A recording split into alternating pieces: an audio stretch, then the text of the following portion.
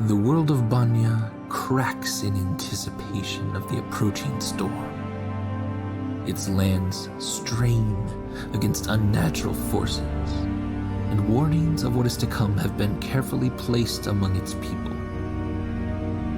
Warnings that led us to a few tieflings, Goliaths, drow, and halflings. But how can this unlikely family of broken people stop a force that has been generations in the making? What strength is left in the bonds of friendship?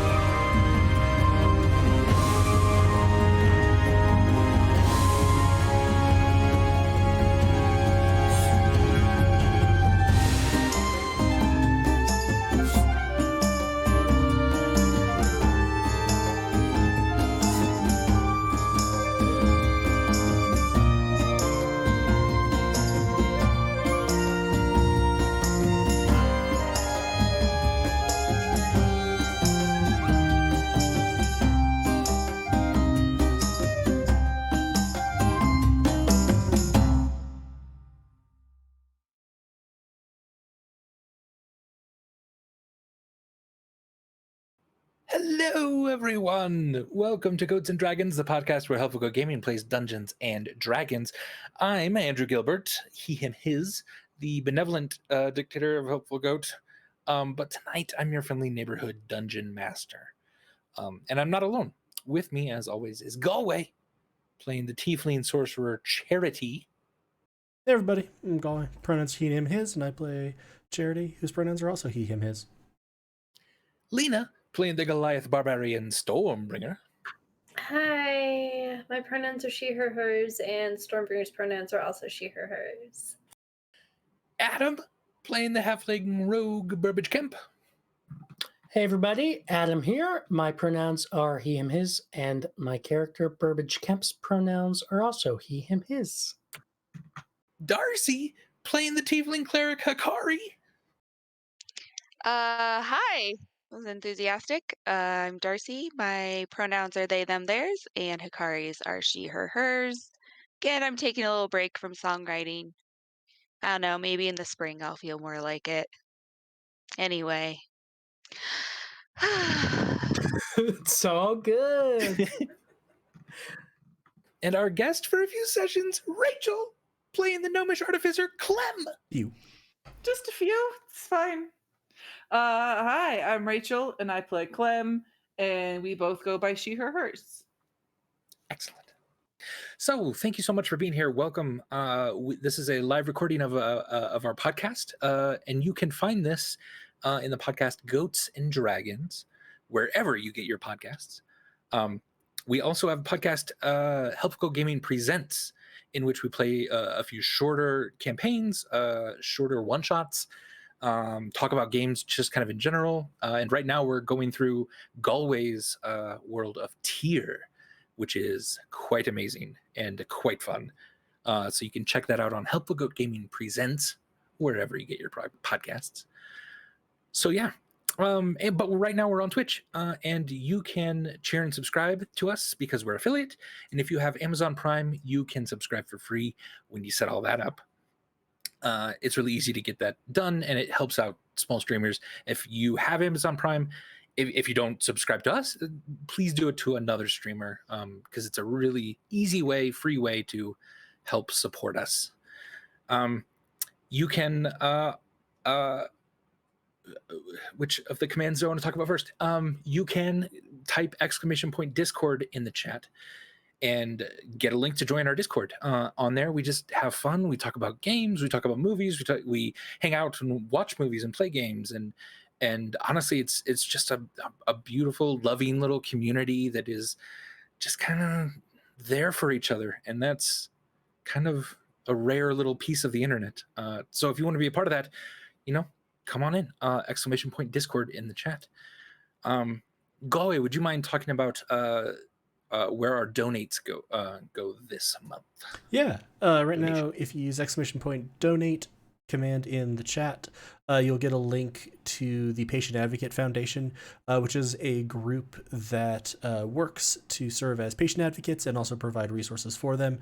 For those of you who listen to us abroad, you may not realize that the American healthcare system is a complicated, predatory nightmare run by private industry trying to literally bleed money from you. Patient advocates help with all of that. They help you stand up for rights, payment, help you with the very confusing billing processes, etc. And the foundation also provides benefits like copay support for people who are not able to afford to pay to have the right to have insurance that doesn't pay for things then. Sorry, I'm not bitter type 1 diabetic here. It's fine.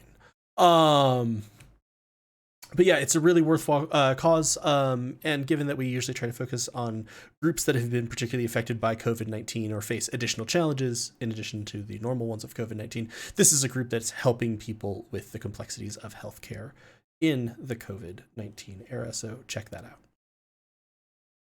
Excellent. Thanks. If you want to buy us a coffee and try to support us directly, you can type exclamation point KO-FI or Ko-Fi coffee in the chat, and you can get a link to our coffee page. We really and we love doing this. We have so much fun. We love being able to share our stories with all of you, and helping us in whatever we can. Just continues all of that love being redirected back at you. We also have exclamation point merch, where now you can type that in the chat and get a link to our merch page. And right now we have some awesome shirts up, coffee mugs, especially the Moontree Isle coffee mug. It just looks so good. And some stickers on there as well. Another way to help just kind of support us and show off your fandom, because fandom's fun. Any other announcements? Just as a note, there's also a new command, which I should probably start calling out and also streamline stuff for us. Exclamation point HG-info takes you to our Willow page, which is a collection of all of our links, including Discord link, our website, all of our socials, merch, etc. Solid. Keep calling out the merch one, though. Seriously. Go buy those Yeah, shirts. and if you're new, you can type exclamation point Vanya, and that gives you a quick description of the world that we are inhabiting in the game. And the exclamation point Burbag, B-U-R-B-A-G. What's that up to now? It's past 70. That's all I know. Anyway, you could type that in, and that'll roll a dice, and it'll let you hide from the Oni, which is one of our favorite arcs. So yeah, lots of ways to interact with us.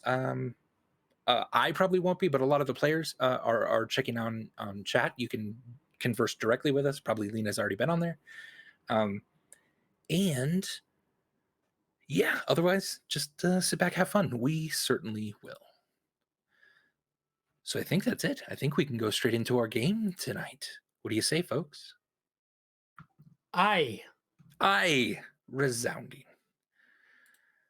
I was just watching. My food will be here in like 5 minutes, so maybe don't start with the me-centric thing. Sorry. I'll start where I want. I was gonna say, I think we're gonna be doing recap still in 5 minutes, so I think you'll be good. We might see. Fair. Okay. All right. Stormbringer, the chief of the mountain tribe of Gunagaim, is privy to the secrets kept buried in the traditions of these Goliaths.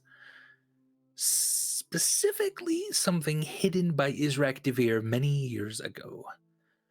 After the goddess Rin was brought into this world, it was the book containing the methods of bringing a god into the world in avatar form. It is called the process Avatarana. And due to being privy to the memories kept within a very special puzzle box, Stormbringer now knows the location of this forbidden knowledge. It is in the Twilight temples, hidden under a mountain a few days south of here. It is the next and hopefully final step in retrieving the process Avatarana, the book detailing how exactly this is going to go down. And feeling the intense danger of their next encounter, the family asked Clem if she would be interested in accompanying them to the temples. And Clem, though feeling a bit underpowered next to her new friends, galvanizes her courage and accepted.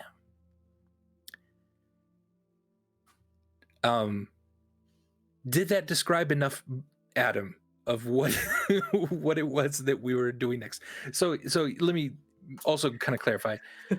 The memory in the box was I was just want to say that the reason Andy is calling me out is because before we hopped on, I was like, I don't know if I should ask this in game as Burbage or right now as me, but where are we going and why? definitely not calling you out. It's always good to refresh all of this. But without that context, it felt a little like, wow. My bad. Damn. So, Adam, that good enough? That good enough, Adam? No. I literally was like, did I explain it? Did I impress you, Dad? Notice me! Bye. Andy, you probably did explain it very well. I just wasn't listening. The thing that you specifically requested. I mean, I guess I'm very curious about and Burbage would be curious about Stormbringer's understanding of the knowledge that she received, and then and specifically, so we have yet to find the process Avatarana. Right. So I don't think Stormbringer would have actually, by the rules, been able to tell you all what would Stormbringer have been able to tell the players, not the players. Right. God damn it, the characters. Right. Good. So there's this knowledge comes with a bit of a lock on it mentally for Stormbringer. The chief is able to know what's going on, know these memories, but not be able to speak them, not be able to talk about them. So all Stormbringer could really tell everyone is, I know where the book is. Okay. I know where they hide all of the information. I can't tell you where, but I will go there. You can follow me, kind of thing. And I definitely would have done that much.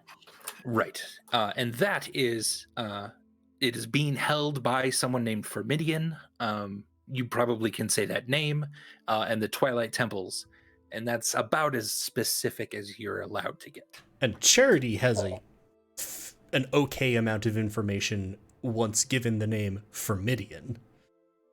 Right, because as Charity was kind of looking through the books, looking through the books in Ferris's limited collection, you came across a book called Formidian of the Shadow Knowledge. And this seems to be a very bad undead thing that's trapped but also guards things that should be forbidden. And so that kind of clicks. All of this kind of makes sense. And it craves knowledge and power. And Indeed. It views knowledge as a way to gain power, which is actually its end. Oh, and it's also producing an undead army. Exactly. So that might explain Captain Zombie, who was wandering along before Clem literally brained him. And can we presume that all of these details would have been shared maybe the night before? Right, immediately, probably as soon as Stormbringer comes out of it, and everyone is able to kind of debrief real quick, make a few connections, and yeah. And does Charity still have that book about Formidian? No, he had to leave it behind. Yeah, it was fair. And he's only able to look at it for an hour or two. Yeah. Okay. We also had, and it would probably be worth, I know we're blending recap and just going through stuff. The giant that had something to say to almost everybody in their heads with sort of prophecies and shit, did they have anything that seemed like it connected to this? I remember one was Black Tom's blood is in the hilt of a dwarf's sword or something like that. Yeah. And that was where, ironically, that was the foreshadowing of Charity suddenly going full battle mode and things around him sort of cracking that then got much more real when the voice showed up. Right. But I Other don't than remember all that, of it was a little bit more prophetic for Stormbringer, but not really having to do with Firmidian, it seems. That Okay, was and I more wasn't like- sure if there was anything with like shadows, knowledge, Firmidian, temples. I just couldn't remember all of them off the top of my head. Me neither, off the top of my head. But yeah, I think that's about all you remember. All right.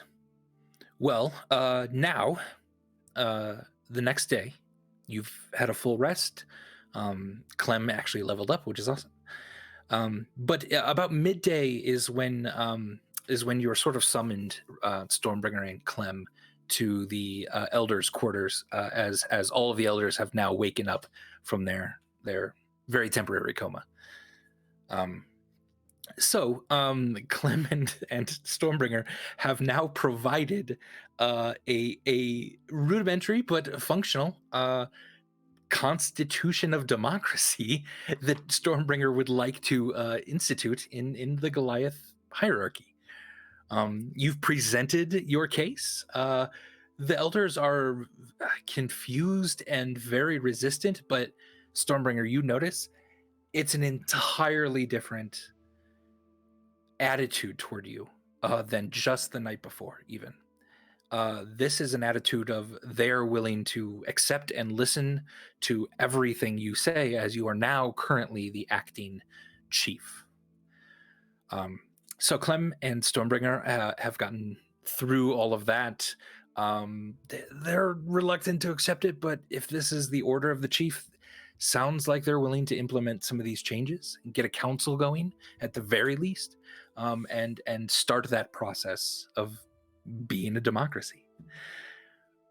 Now you sit before a council of elders. The elders, most of them, who have just woken up again from that attack the night before from the voice of Behelit, still kind of sleepily and begrudgingly accept everything you're saying. One of them, though, that says, so let us get this right, Chief Stormbringer.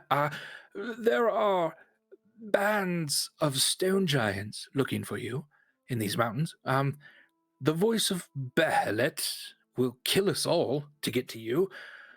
The gods' trusted servants seem in league with Gohonians now, and have now learned that their quarry is here. What do you propose is next? Seems like you've brought a bit of danger with you. Are you planning to stick around, or will you be off again soon?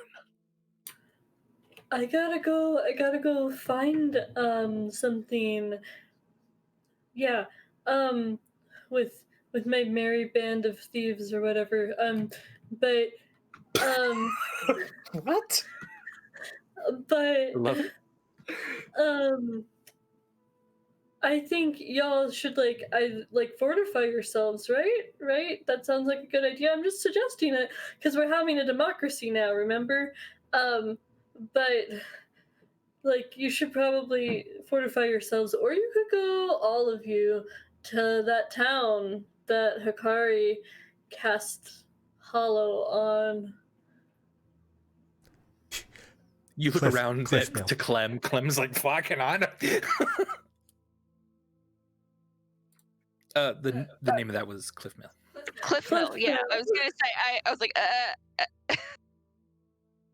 So yeah.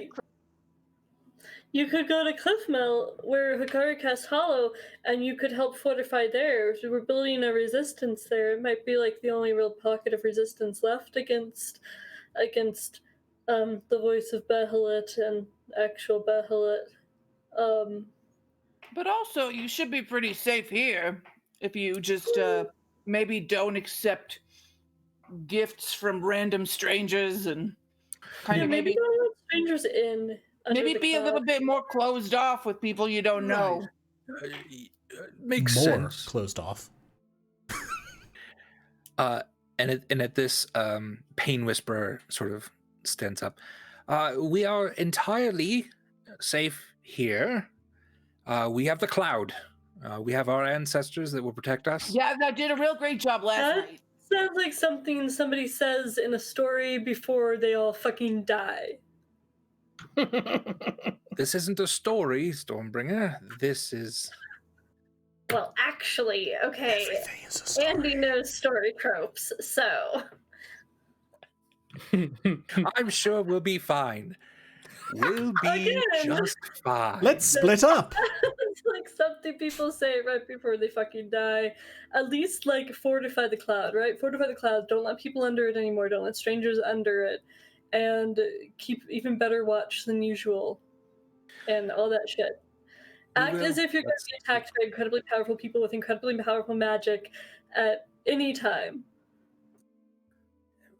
Well, we certainly will take this into consideration. A democracy might move a little slower than we have in the past, but we will poll the people, I believe. Was Okay, what and it one of doesn't have to be like consensus based, right? Like this isn't consensus based. Sure. It's totally And practical. at you like- just need a majority. Don't go for the super majority. It's stupid and No, useless. so whenever it's Okay. majority. If you hear the word filibuster, just punch somebody. That's a filibuster is just hitting someone if you disagree. I think we'll do fine then. That makes sense to us. And I wish that's how it worked. All right. So at this, are you Stormbringer wanting to divulge any more information about your quest here with the book, or they seem okay just to be like, cool. Well, you're the chief. Come and go as you please. So it's up to you how much you want to divulge to them. Good with not telling them. All right. Can I say Firmidian's name? I can say Firmidian's name, right? Yes. Yeah. Firmidian. You just sort of say that, and the elders sort of look around at each other, and and Dawn Protector, who's in here too, is just kind of rubbing her head a little bit. And, what about that Formidian? Is that one of the people looking for us? You tell me. What about that Firmidian, huh? And at this, one of the elders stands up. They kind of lower their head just a bit, and Formidian was the entity that my ancestors made a deal with to protect us. How do you know that name, Stormbringer? Puzzle box. Is that what's in the puzzle box? Interesting.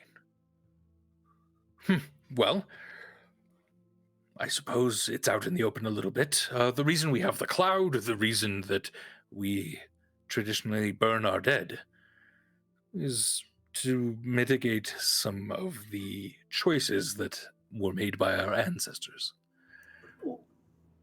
Wait, so the cloud is from Firmidian, or that's to protect from Firmidian? How's the cloud related to Firmidian? The cloud is made up of many of our ancestors who have burned underneath it. Their smoke rises up, and their spirits protect us. The cloud is just old corpse smoke. Mostly. Ew. Couple of sneezes. Okay, but that magic's like separate from Firmidian, right? So like if something were to happen to Firmidian, the cloud would still work fine?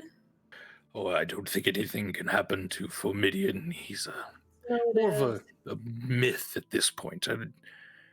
From what I understood from my grandparents, that he is an entity that's more like a god, not even living in this plane of existence.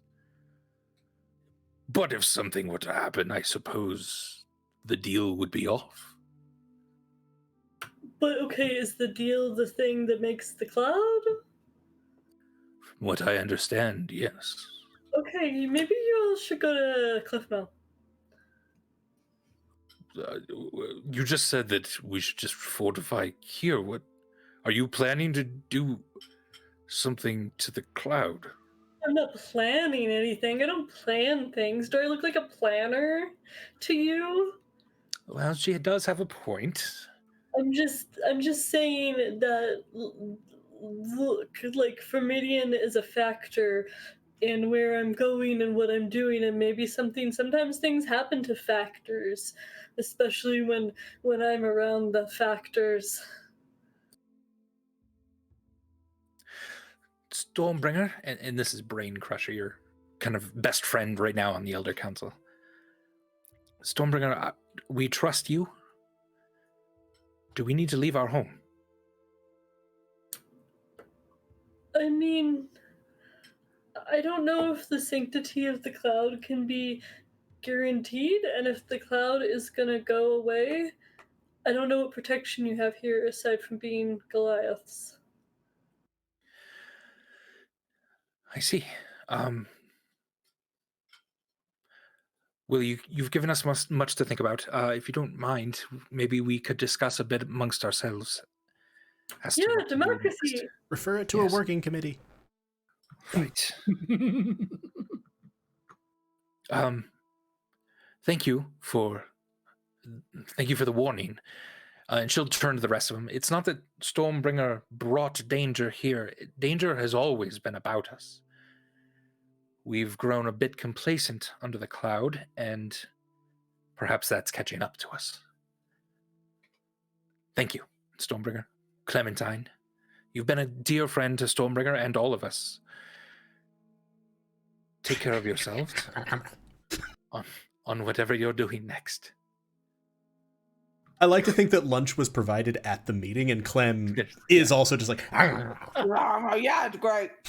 And Stormbringer, you have access to Oh yeah, I was gonna respond. also it's fine. Just real quick, Stormbringer, you do have access to treasury, to weapons, to individuals. If you need whatever you need on your quest, let us know. We are at your service. And Clem, I'm sorry, you were saying? Yeah, I mean, I'll be back.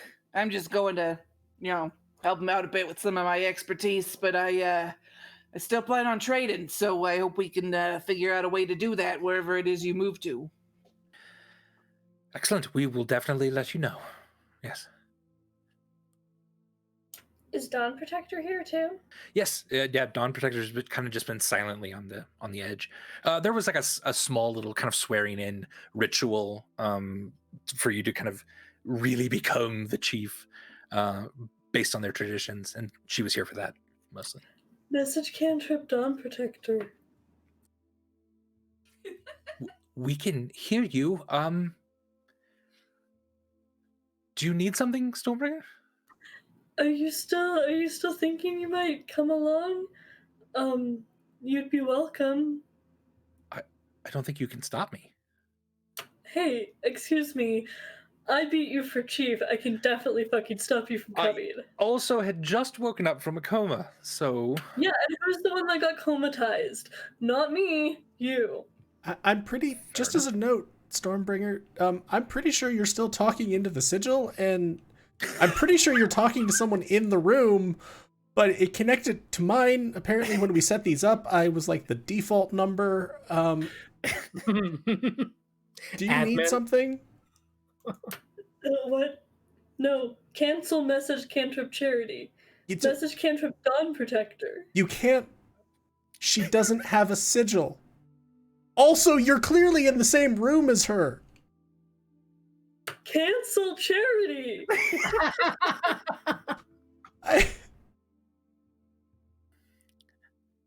Well, yes, I'm planning to come with you.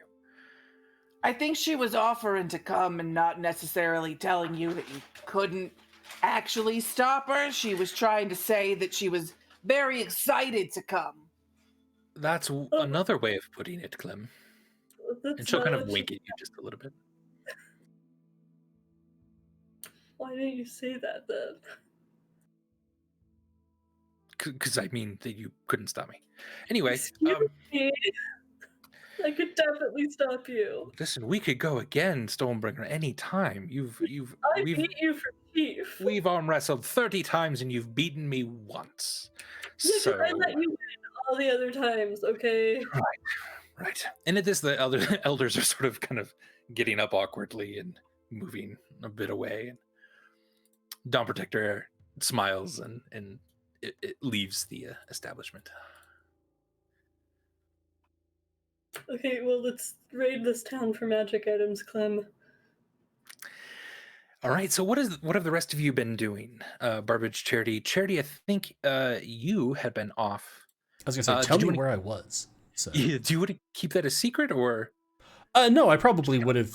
I probably would have said to people that I was like, I noticed a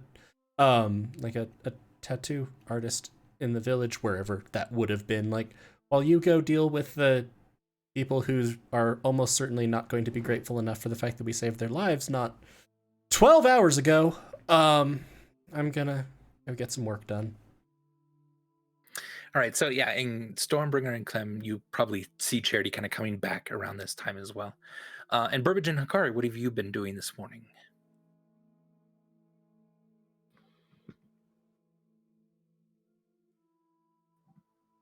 I can't hear Darcy. Which is weird because their thing is lighting up. Oh, 1 second. If they're on push to talk, there's a chance that it's lighting up because of that, and the mic is like hard muted. Like the mic might be fit. As I just see a hand hit a button on the headset. Try it now. Yes, good. Can you hear me now? Whip? E.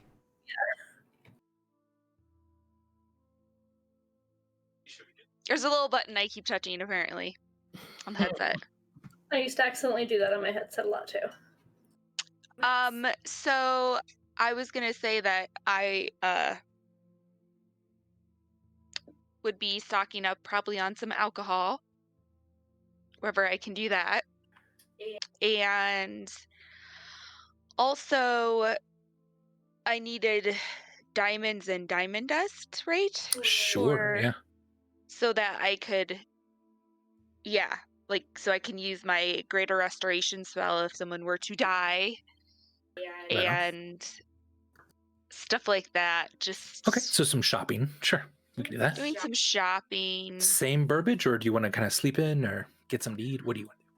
I think Burbage would be accompanying Hikari on her shopping trip and kind of like bugging her. Like just constantly just like he's just gonna be like, I can't believe, we went through all this effort to come find Stormbringer's tribe to look for the process of its runner, and because Israel Defia indicated that the process of its runner would be here, right? Isn't that what he said?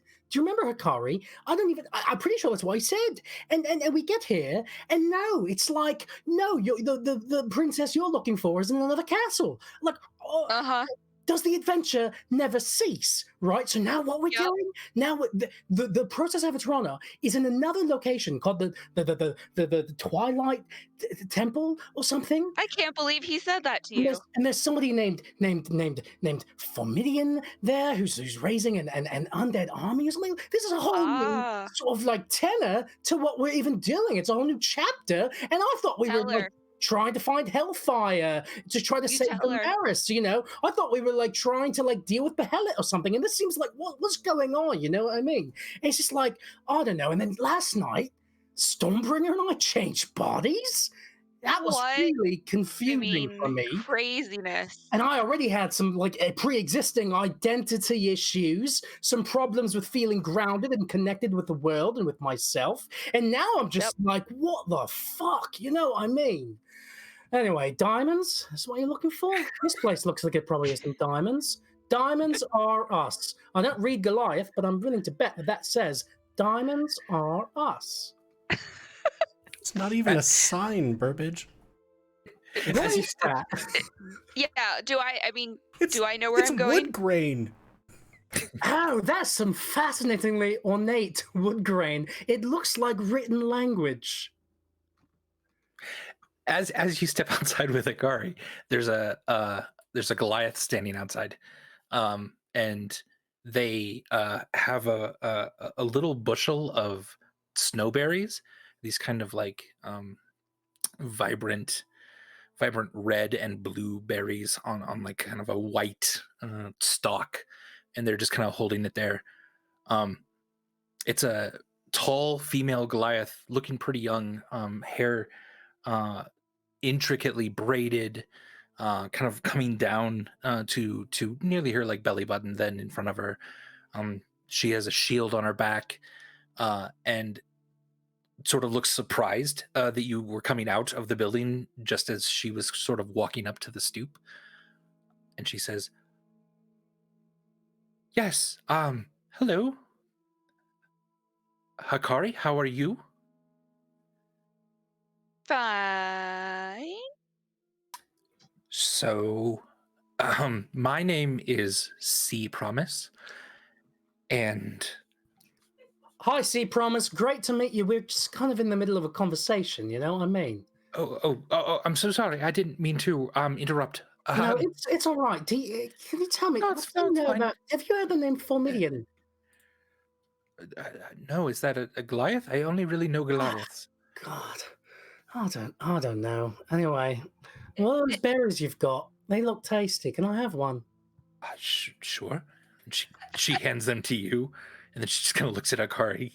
All right, I'm going to snack on these while you continue to interact in front of me, and I'm just going to look back and forth between you. So when you're speaking, C Promise, I'll look at you. Hakari, when you speak, I will pivot my head in your direction. That's whatever you're talking about for you. So, see, promise. Are those edible? Yes, they are. That snowberries. Yes. Okay. Okay. Just wanted to make sure. Mm-mm. So yes, was there something I that yeah. I saw you and Burbage. Yes. I saw the two of you at the last night, and there was that thing with the necklaces and the elders. And I saw you like just sort of reach down and with your hand just sort of rip one of them off, and I just wanted to let you know how strong that makes you seem. Yes. Yep, I am pretty strong. Yep. Very strong. Okay. Thank Thanks. you. She starts to walk away. Herbert would like to do an insight check on C Promise to get a sense of like, what is going on here? What is this? You said that this was a C Promise uses she, her pronouns. Yes. Yeah, what is she trying to communicate here?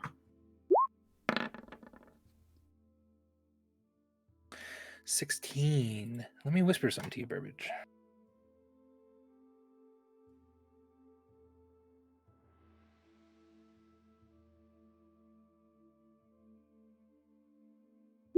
Okay. Nope. I'm not looking at it. Well, that just And sort it of... tries whispering to me on roll Whoops. 20, messes up the code for the it. code for it. My And bad. it's just for everybody to The see. code is confusing. So disregard that, everyone. Someone who's done that.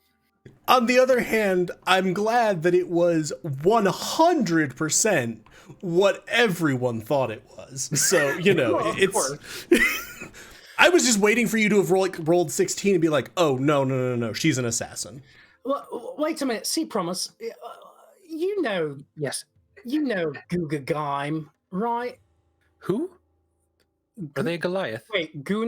Wait, sorry. What was the name of the place we're in? Gunagaim. Guna The city, Gaim. town. Yes, the village. Yeah. Is that one word or two? 2 words. It's All right. giant. And what is it? Is it giant for diamonds or rust by any chance? It's close, honestly. Oh. Just gonna All right. Diamond what Depot. is it? Diamond Depot. Yeah, what is it giant for then? Kind of waited, thought you might just add that on to what you're saying, but you Oh. didn't.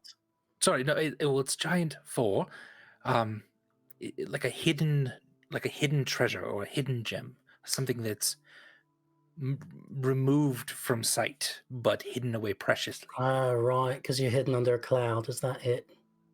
I said, well, I didn't think of that. Oh, I Uh, wonder. yeah, it might be that. Yeah, the clouds magic. So oh my God, Akari. It's all these magic items too. It's everything in this world magic. My dragonfly pin, the jester's mask that I got charity. Now I'm just concerned about all these magical items. The Sea Promise, is there any place here in Gunagaim where I might go to either acquire magical items or learn more about the ones that I already have? Ooh, well, you could go to Crater Gems. Crater Gems, Weird Things. I mean, he's got so much stuff that probably magic is in there somewhere. Did you just ask me if everything in this world was magic? By the way, Kind of, yeah. It was a rhetorical question. yeah, I know. We needed to pause and give that moment its due. Yeah, indeed. All right. Well, okay. You know what? I think I am gonna go get a drink. Sea Promise, Okay. can you accompany Hikari on her shopping trip? Because without me, she's gonna need somebody to ramble at her. Can you take over for that?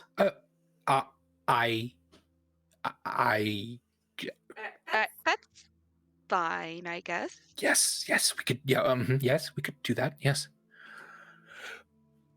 But I also message Cantrip Hikari. Do you are you what how who what you know At the crossroads, a little bit away. I Charity, is I don't Burbage know how to having a answer that. seizure? Message Cantrip Burbage. Please make a sentence. Okay, all right, let me try. Are you attracted to women? Do you mean sorry, Message Cantrip Burbage. Do you mean what's her name again? Seafoam? Sea Promise. Sea Promise. Or just like that? Like, do you mean that? I mean, yeah, I'm Yeah. Yeah. Sure. Yeah. All right. sure. Yeah. But right. Okay. Well, so are you uncomfortable with me leaving you with Sea Promise? Because Well, I mean, think- no, I think w- I think you have some things to talk out with yourself. It sounded like. yeah, I do, but I'm just trying to be respectful and not leave you in a situation that makes you uncomfortable. I 100% am grateful for that. I think I can handle myself. All right, cool. I'm off to find a drink. Oh, look, a place called.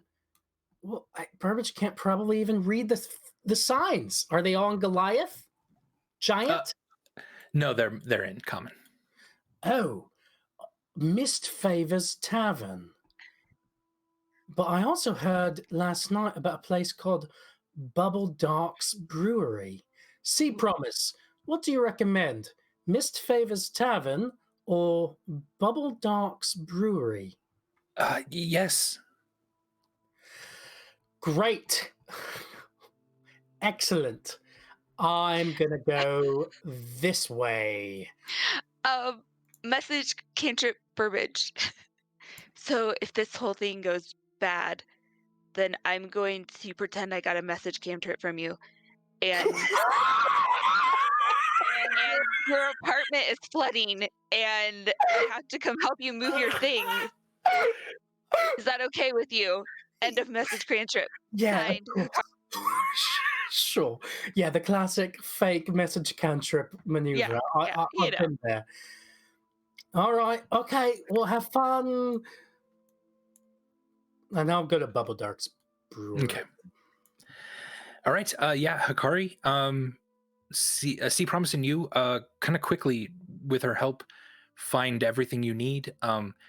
She takes you back to the elders, who totally recognize you. Give you some diamonds if you want to trade gold for it. Every place in here you could trade other things as well. It doesn't have to be gold, but they will accept gold. So Okay. Hikari, kind of decide how basically how much diamonds you want. I think you have about 1,000 in party storage to your name. So you decide how much Okay. powder, how much actual diamonds, what amounts, that sort of thing. Okay, that's gonna take me a while. Do you want me to actually to do that? Yeah, no, just Is that think about it on your own. And we'll check in with others as well. So Charity Clem Stormbringer, you and Burbage, probably at this point you could be coming back from Bubble Darks if you want, but it's up to you. Whatever you guys want. Was it good? Did they have alcohol? They definitely did. Yeah, it's strong Goliath beer. Burbage would have had a beer. Yeah. Yeah, definitely some snowberries in basically every kind of beer they had. I definitely never gave those snowberries back to Sea Promise. No. You're just walking around town with a bowl. While I was at Bubble Dark's Brewery, I would have asked the bartender, so if we're going to fight sort of a undead army or something, and that's under his breath, so nobody can probably hear him. I love you. Need something here? I'm so gonna go. Hold on. Do I need to be a part of this conversation? Yeah, hold on. I'm just thinking to myself. All right. Fair enough. Got two. He's checking inside his bag and inside his crossbow bolt case. All out of. I've only got these 2 more walloping bolts left. Excuse me. Do you know where I might go to find some potentially magical weapons, specifically magical ammunition like crossbow bolts? I mean, Coinbringer's has got basically everything you need, but I don't know about the magic stuff. That's different. That's pretty rare. I don't know. Sorry.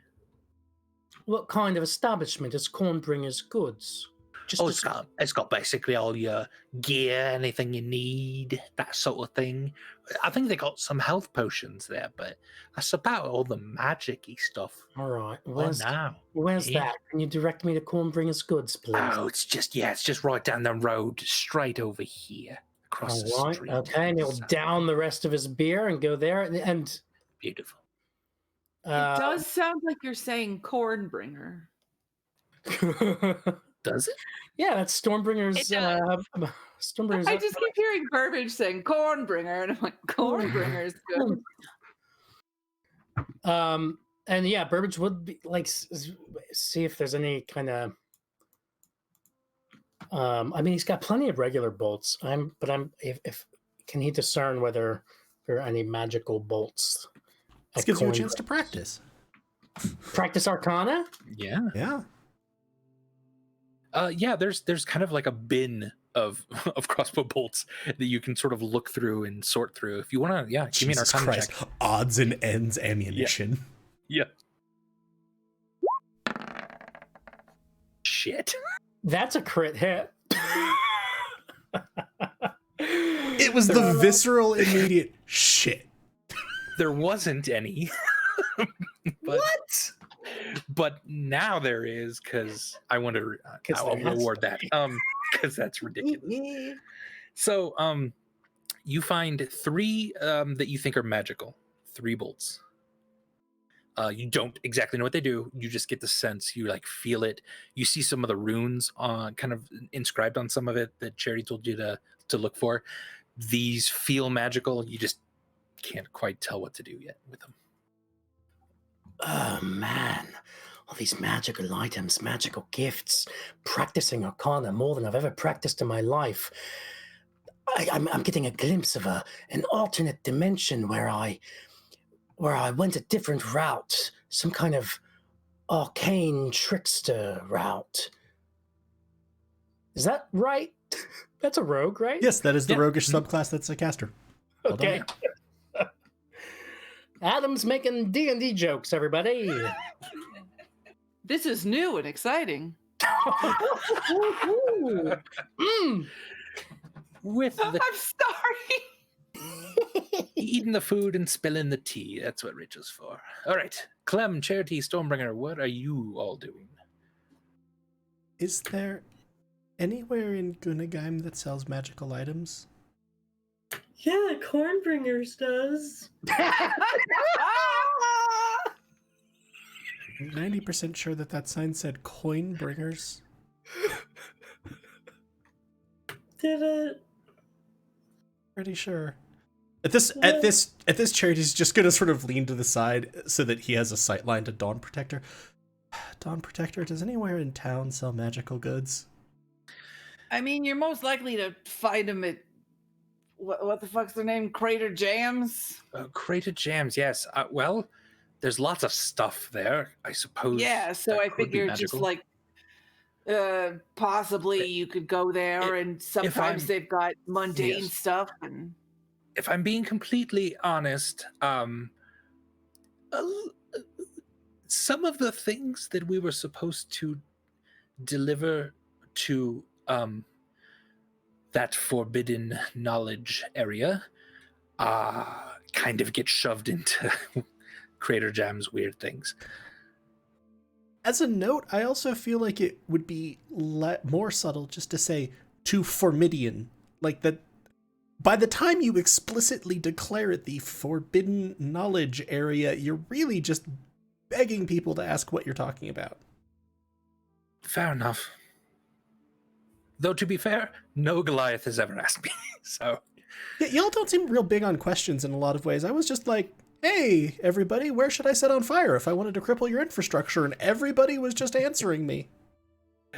Yes, they're like that. So Dawn Protector will show you to Crater Jams here, then. This place seems weird. Clem's already walking there. Yeah, you walk in, a little ding, ding, ding from a bell above the door, and you see kind of an old, grizzled man with one big monocle, who's a Goliath, who he himself has long hair that's almost in pigtails, kind of braided on each side. So are you Crater, Jam, Weird, or Thing? Crater Jam, you old son of a bitch. Yes, I'm Crater Jams. So, what can I do for you? What kind of new stuff you got in? New stuff. Well, we got that pile in a few years ago. His name is a possessive? You know that I've been here since a few years. You don't have anything a little more special? You can look through a different pile if you want. And as you're looking around, there are literally just piles of stuff all over. There's a small loft that itself is kind of overflowing with stuff. This is a hoarder's dream. There's probably dead cats in here somewhere. Just saying. Jesus. Just saying. No, I'm just kidding. You're fine. Can I make an investigation I check? miss when I Yes, used to be able please, to anyone- cast detect yeah, magic at will. Yeah, and detect magic, whatever you like.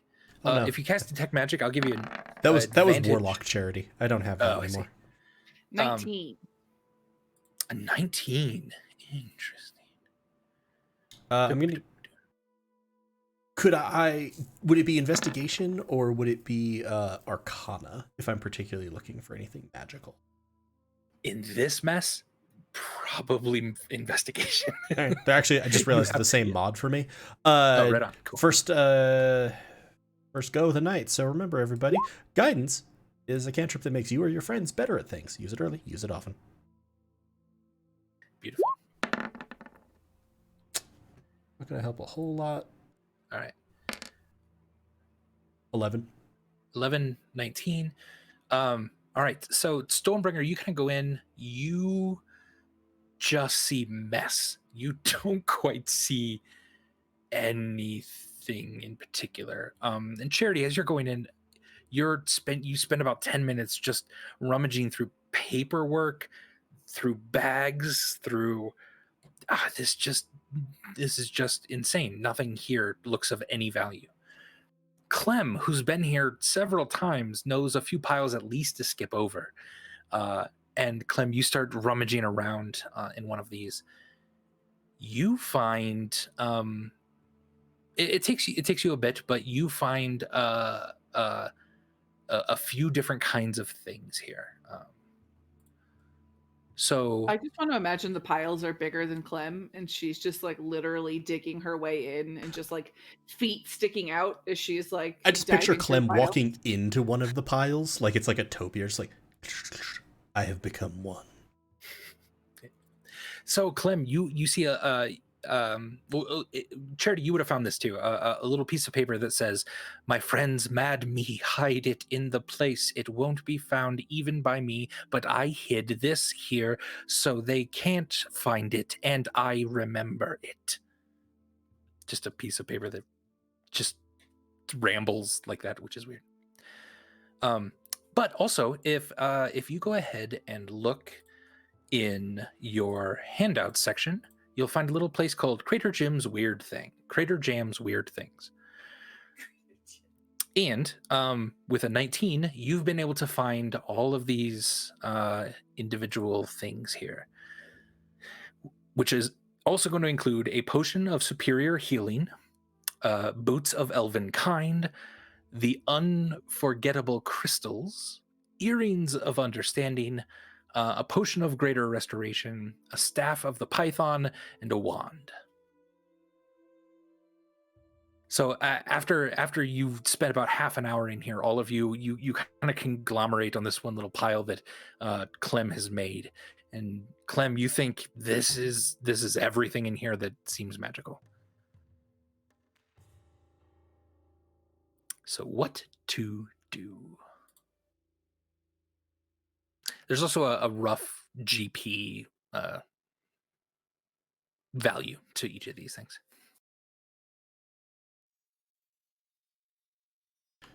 Do we have any senses of, like, so is this sort of the combined, we find these things and we think they're probably these things? Pretty much, yeah. And Burbage, your magical bolts cost about 10 gold pieces. Total. Yeah. Thank you. Oh wait, no, I'm sorry. Like 10 silver, because they don't. I was gonna say those are pricey bolts. Yeah. No. 10 silver. Okay, Yeah. thank you. What does Charity think about the unforgeable crystals, the earrings of understanding, and the wand? That shouldn't be unforgeable. My bad. That should be. I was going to say, I thought you said unforgettable. unforgettable, but it definitely reads unforgeable. So There we go. And I was looking There's a T. around for trying to find the handout, so I wasn't listening, and I'm like, wait, what? Unforged table. Nope, that's not it either. The unforged table crystals. unforged table. Right, there's just a tiny little like card sort of stuck to the side of a box of 3 different crystals. The crystals are kind of red shaped, blue shaped, and then like an amber yellow. Shaded, not shaped. Do I have any sense of what these do? Give me an Arcana check. Neat. I have guidance. You know what? Fuck it. Spending the sorcery point to reroll that, because that was real Sounds bad. Nat 20. Jesus. These Arcana crit hits. Nat 20 plus an With a additional total- 1 that pushes it to a 27. 27 total. Yeah. Yes, Charity. This is kind of funny because actually it triggers a memory for you from your time as Caloran. Those come with trauma. Lower than trauma. Lower than trauma.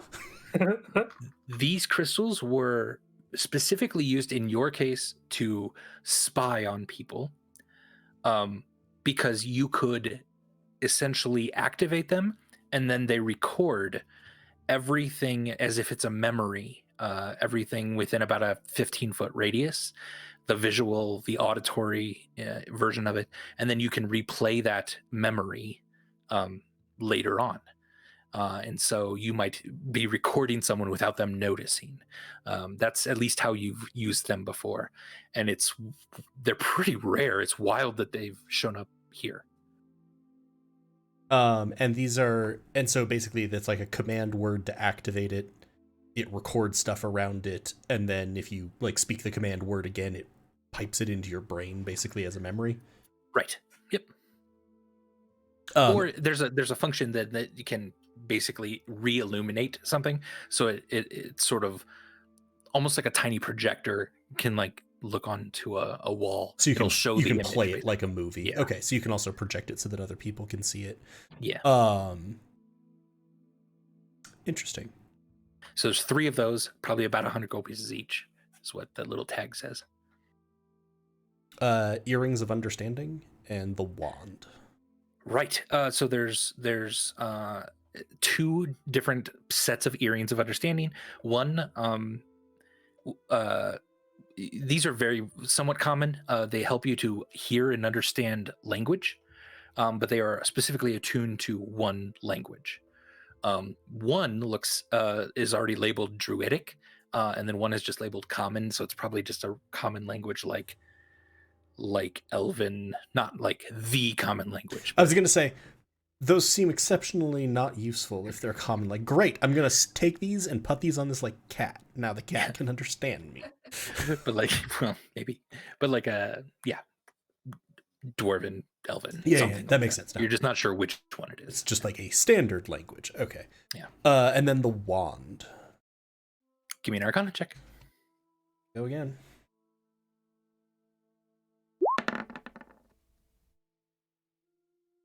25 with 26. 26 total. That's very nearly the crit hit.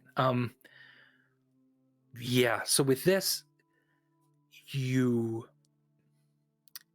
almost accidentally start attuning to it.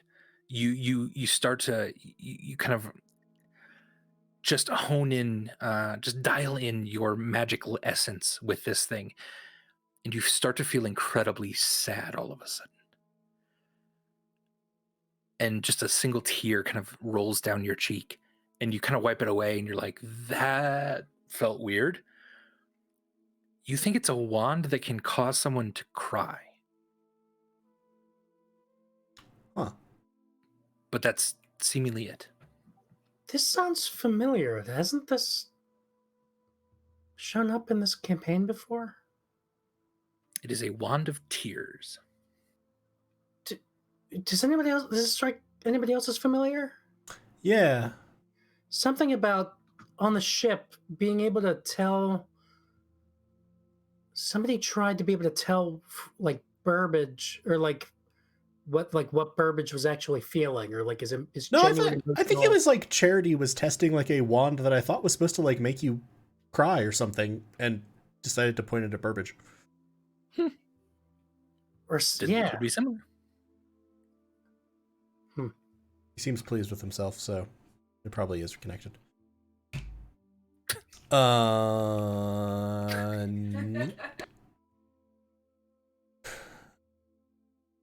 Charity's gonna sort of look around. Is Burbage here? No.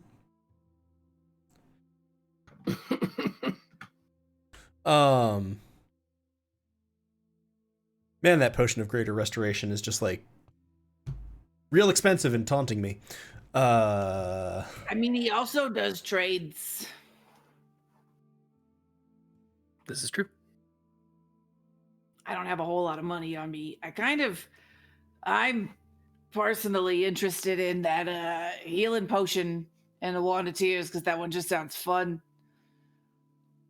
Is it on Burbage? Oh, absolutely. But I don't have 360 gold pieces, so could I give you some of the stuff I found on my travels? Oh, good Clem, that depends on what it is that you found on your travels. I've got some elven erotica. What kind of elven erotica? The really nasty stuff. Oh God. What's the title of it? I don't think I want to say it in this shared company, so I could just pull it out and show it to you. Does it have pictures? Oh, yes. You know, I read a bit of Elven. Let's see here. Dulethain lasa senior cathetiaseta. Oh, this is worth about 100 at least, I'd say. Don't get good smut around here these days, I'll tell you what. Yeah, and if you're really into smut, I mean, not to give away things that people just gave me, but I've also I've got these pink fluffy manacles here. If you wanted to read the book and then maybe have a little fun. Well, I gotta say, the mister has been asking for a bit of a spice up now and then. Give me a persuasion check. I've also got like the gallbladder of a rock. Might be an aphrodisiac, I don't know. I thought you really meant a rock. Like a rock. And I was just like, I think that's just a small piece of rock. It's not the gallbladder of a rock, Is it just not a small roll? piece of rock. Oh, now it is. Oh, that's a 5. I don't know, though. I'd give you a 100 toward this. Just the spot, please. All right. And I've also got... Okay. Oh, I've got this liquor that we got off of some stone giants. So you have some giant liquor. I do. Well, might I get a sniff in there? Absolutely. Okay. It's a pretty big, wide decanter, and he... Oh my, that's some powerful stuff. I suppose this is a aphrodisiac as well, so maybe the mister If you don't just pass out immediately, yeah. Right. The libido sometimes wanes when drink is applied. So I would add another 50 for this if you give it to me. Okay, so I'll give you this and 110 gold, and I can take the wand and the potion. Lovely. Yes. I It's think a so. deal. Yes. Oh, good old Clem. How about you, dearie? The chief of Gunagaim. Well, is there anything you would like? I definitely just wasn't staring at my notes for the last 10 minutes trying to find this wand thing. Sure. Oh. Neither was I. Yeah, what do you got? I've got a staff that turns into a snake, or earrings that let you understand people. And then what else do you have here? This looks like boots of elven kind. I feel like I already had boots of elven kind that I just forgot to wear, like ever. Okay. Let me check that real quick. I'm pretty sure I have stealthy boots, right? That's why I didn't wear them, because I didn't write down the proper name. I was stealthy boots. I can't remember what they do. That's cool. What do boots of elven kind do? Oh, they make you a bit sneakier, make you a bit harder to see sometimes. They're like stealthy boots? Incredibly, yes. Can I compare the boots I have to these boots and see if they're the same boots?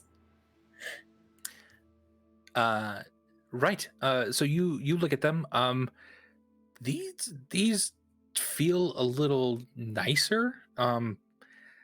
It's hard to tell. They're definitely not made. They're not the same boots, and they're not made by the same sort of style. These almost are a little bit more cowboy boot-ish. to a certain extent with kind of soft heels in them. Yeah, it's not quite the same. They require attunement. They do not. Score. Yeah, sure. I'll have some elven boots. Oh, Another bless pair it, of boots. bless it. 350 gold pieces then. 3.5 pieces. 350. Or if you have something to trade, a bit of smut. I have poison. Do you want some poison? Poison? What kind of poison? Red poison. Red poison. Now, even for Goliath, that is fairly vague. Red grung poison. Oh, grung poison. Oh. I see. also have an antidote for it, but I think I might keep the antidote. Fair enough. I'd throw in another 50 worth for that.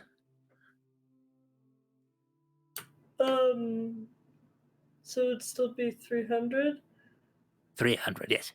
No, I'm not just gonna impulse buy some sneaky boots.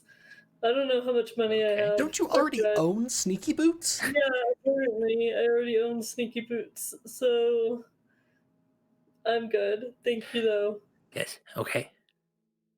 Fair enough. Andy, legit, do you remember what the fuck these boots do that I own? I believe they're boots of Elvenkind. They're just straight up boots of I'm Elvenkind. pretty sure they're boots of Elvenkind already. Yeah. Give me that in a handout or something, so I actually fucking know what these boots do. Sure. Yeah, because I think I remember we got them and it was it wasn't worth giving them to Burbage because they improve your stealth, but it's great. His average roll is a 26 for stealth and he basically can't fumble. Maybe we give them to someone else. Yeah. And Charity is never going to be infiltrating. That's not his thing. Yeah. So in light of the fact that a party member already has those, can we change the ones in the shop to kinky boots? Sure, they're kinky. Or boots that are made for walking? Yes, boots that are made for walking. They're going to walk right over your kinky ass.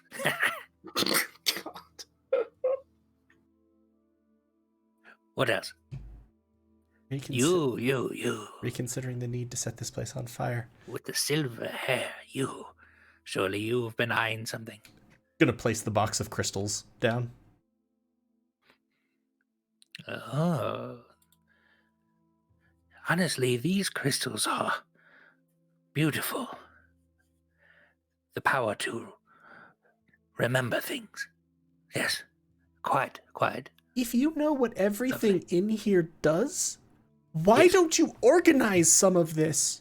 Do you know how long that would take? It's easier for you to just bring me stuff and I tell you what it is. Because I also have a memory like a steel trap.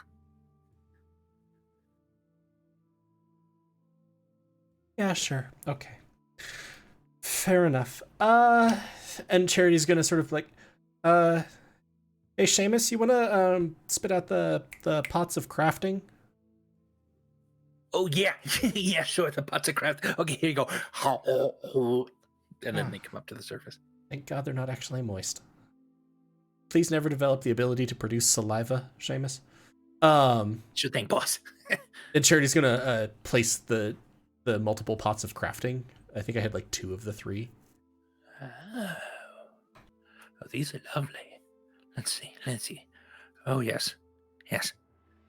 And he'll start actually kind of setting up a little bit of incense and lighting it. And if you don't mind, I'll just take a few moments with this. Given your fascination with smut, I'm a little hesitant to agree. Oh, it's nothing to do with the smut. All on the upper level, this one. Okay, good. And about this time, Burbage, if you wanted to make your way here, you could pop in. Sure. There are sneaky boots over there if you want them. Sometimes I just feel like I'm too sneaky, you know? Sometimes I feel like internally, I'm sneaking by myself, you know? That. It's me, Burbage, I'm right here. That's how sneaky I am. Yeah, no, those boots, they look familiar. Those are exactly like the ones we got Stormbringer. I'm fine. I've got supreme sneak. I'll be fine. I think I'll be okay. If you wanted to look through the stuff, Burbage, you could give me an investigation check. Yeah, I'll investigate. I'll tap you on the head and give you guidance. Oh, that's sweet. What? I figure, like, hearing Burbage say, sometimes I feel like I sneak by myself. It's kind of like, Burbage could use some guidance right now. Yeah.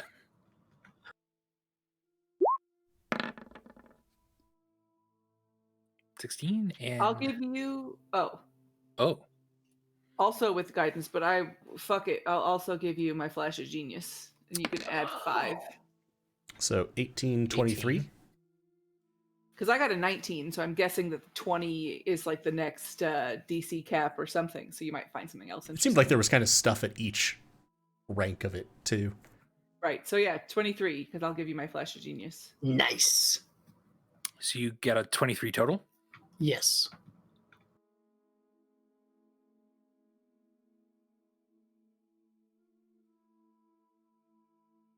You do find a couple more things here.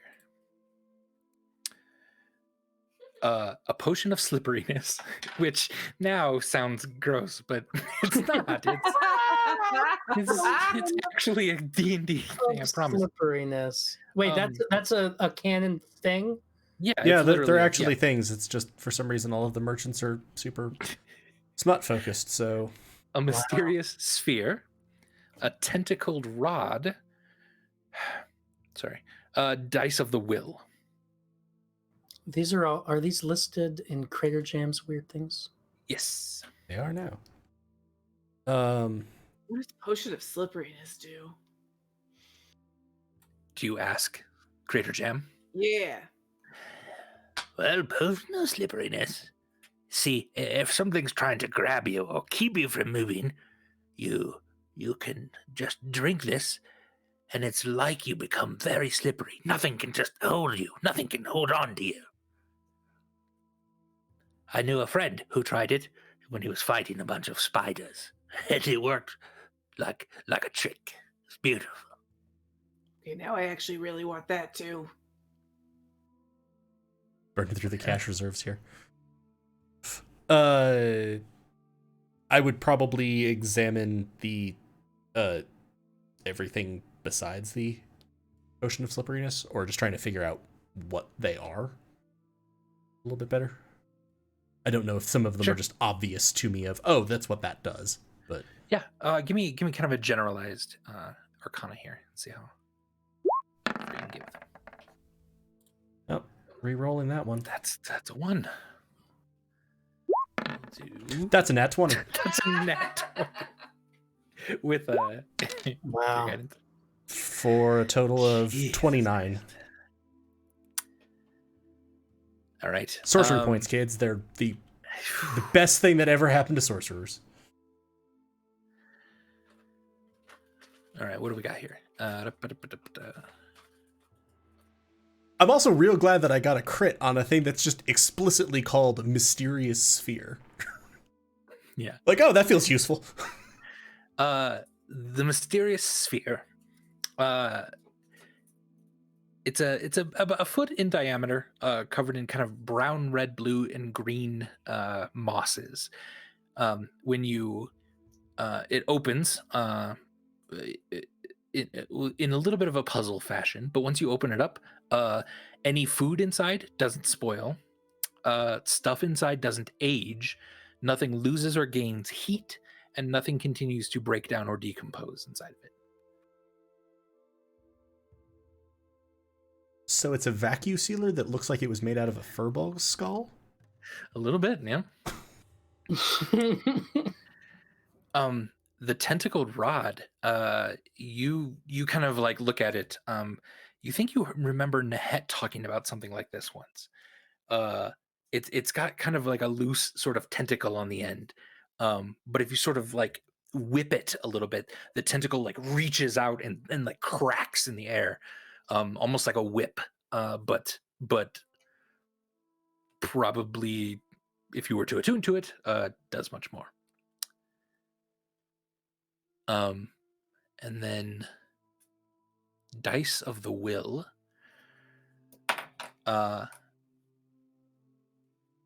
you can spend a hit die to re-roll any number of these dice. A gambler's best friend. You can kill off your life force to be better at gambling. Yep. Okay. Yeah, and that's all those extra ones. Cool. So you found a bunch of magic items at this place then. See, I was right. Hey, Great Jam. If I wanted this here potion of slipperiness, can we make a deal? Perhaps. What do you have? Lots of stuff. Oh, good. So do I.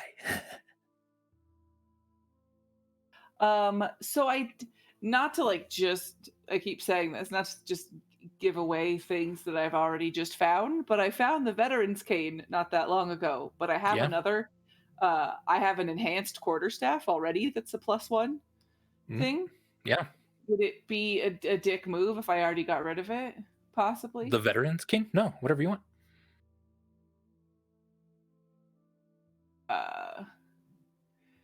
Because I guess it could turn into any weapon I choose, which means I guess it could. But I also don't attack that much up close. Like I'm not really like a bonk kind of person. Bonk.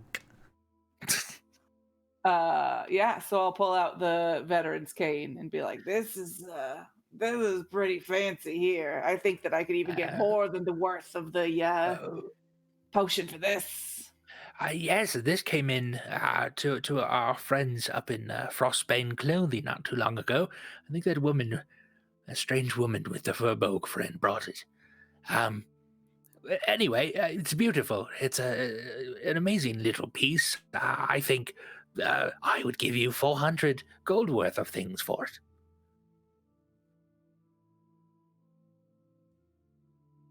Yeah. Now I feel weird about getting rid of it, though. Okay. What about this spear? Oh, spear. Is it pointy? Very. Well, maybe a gold or two. Oh, that's pretty shitty, huh? It's a pretty shitty spear. Yeah. Yeah. You come in my place with that weak sauce? Incidentally, have you completed whatever incense lighting ritual was required? Oh, yes. I forgot about that. A bit more time, yes. And he'll continue.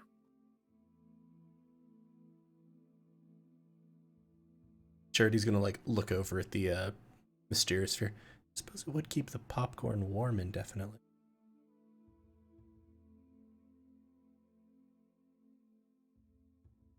Yeah, anyone else want anything?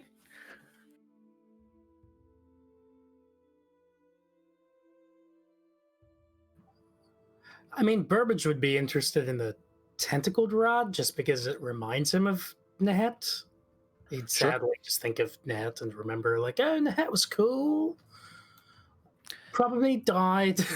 Probably was killed in that attack on that ship.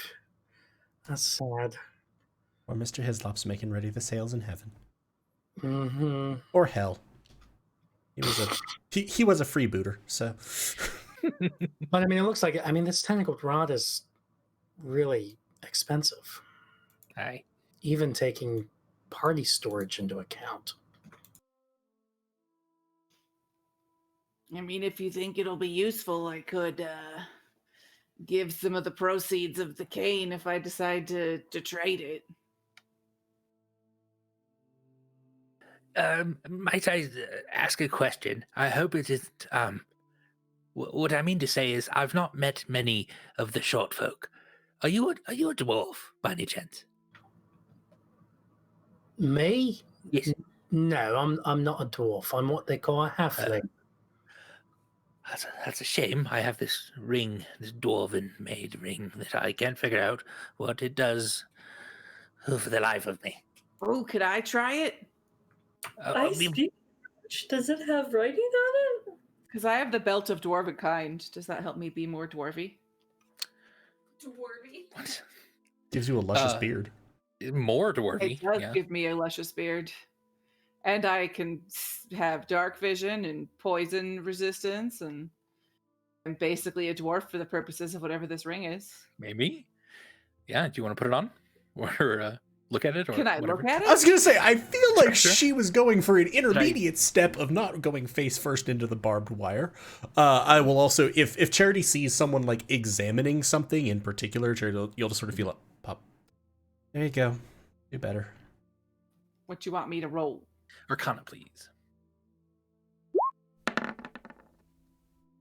23 Plus guidance. plus E. 3, 26. Again, man, 26. This one's tough. It's you think though that this is a ring of spell storing, but it can only be used by dwarves. Do I feel like I could use it when I wear my belt of dwarven kind, which totally makes me dwarvy? You want to put it on? Yes. Yes, I do. Right. As you put it on, it feels interesting, and it actually feels like there's a bit of a warm little glow to it. Kind of feels nice and warm in your hand, especially being cold and snowy out. Then it starts to feel a little hotter. Then it starts to feel really hot. And it's starting to burn your finger. You actually start to see a bit of smoke on it. I Doing don't okay react. over there. You hang on to it. Give me a I'm just like, Constitution oh. saving throw, please. All right.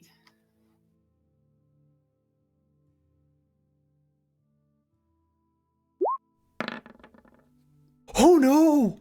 Oh no! I was like, I'm proficient in con saves. This Oh, is no. good. It wasn't good. Okay. That's a crit fail. It's a crit fail. As it's smoking, you're having a really hard time you touching it at all. Charity looks down at his still wooden fingers. Please Probably take- better to be you, not me. Please take 20 damage as your which finger did you put it on? Probably like my left ring finger or something. As your left ring finger falls off. Jesus Christ. It's smoky now with the ring just barely still around it on the ground. And you're like, "Ah!" Yeah, I don't think that worked.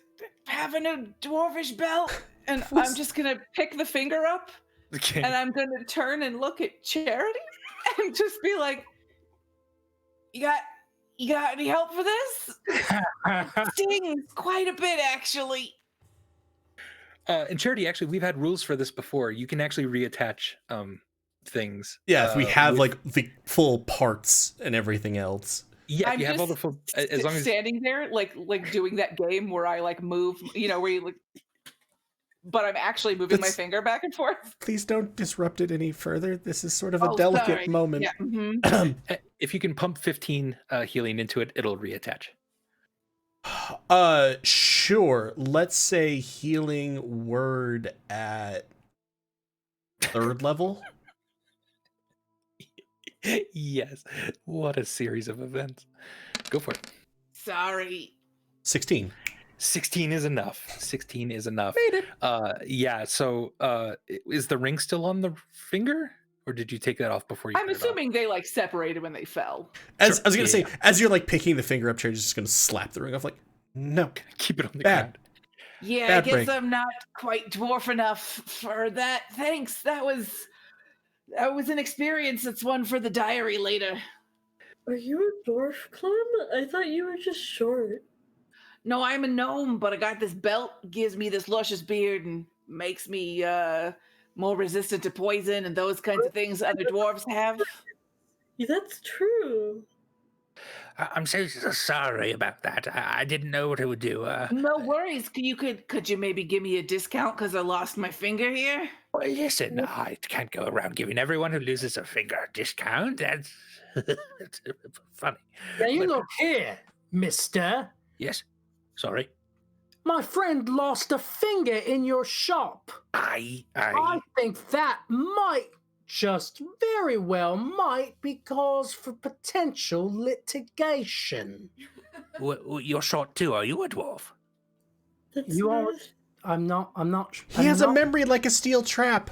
Don't worry about it. Right. Yes. I want a discount. Have you tried it on? Let me speak to your manager. Yeah.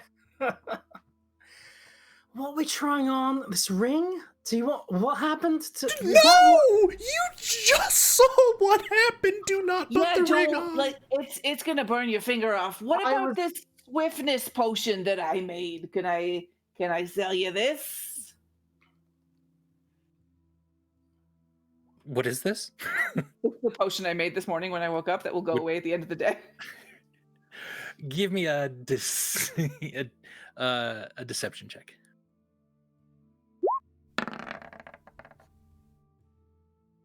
Jesus. 4. Oh, Clem, I think you've tried this with me before, and don't forget, steel trap. It only worked twice.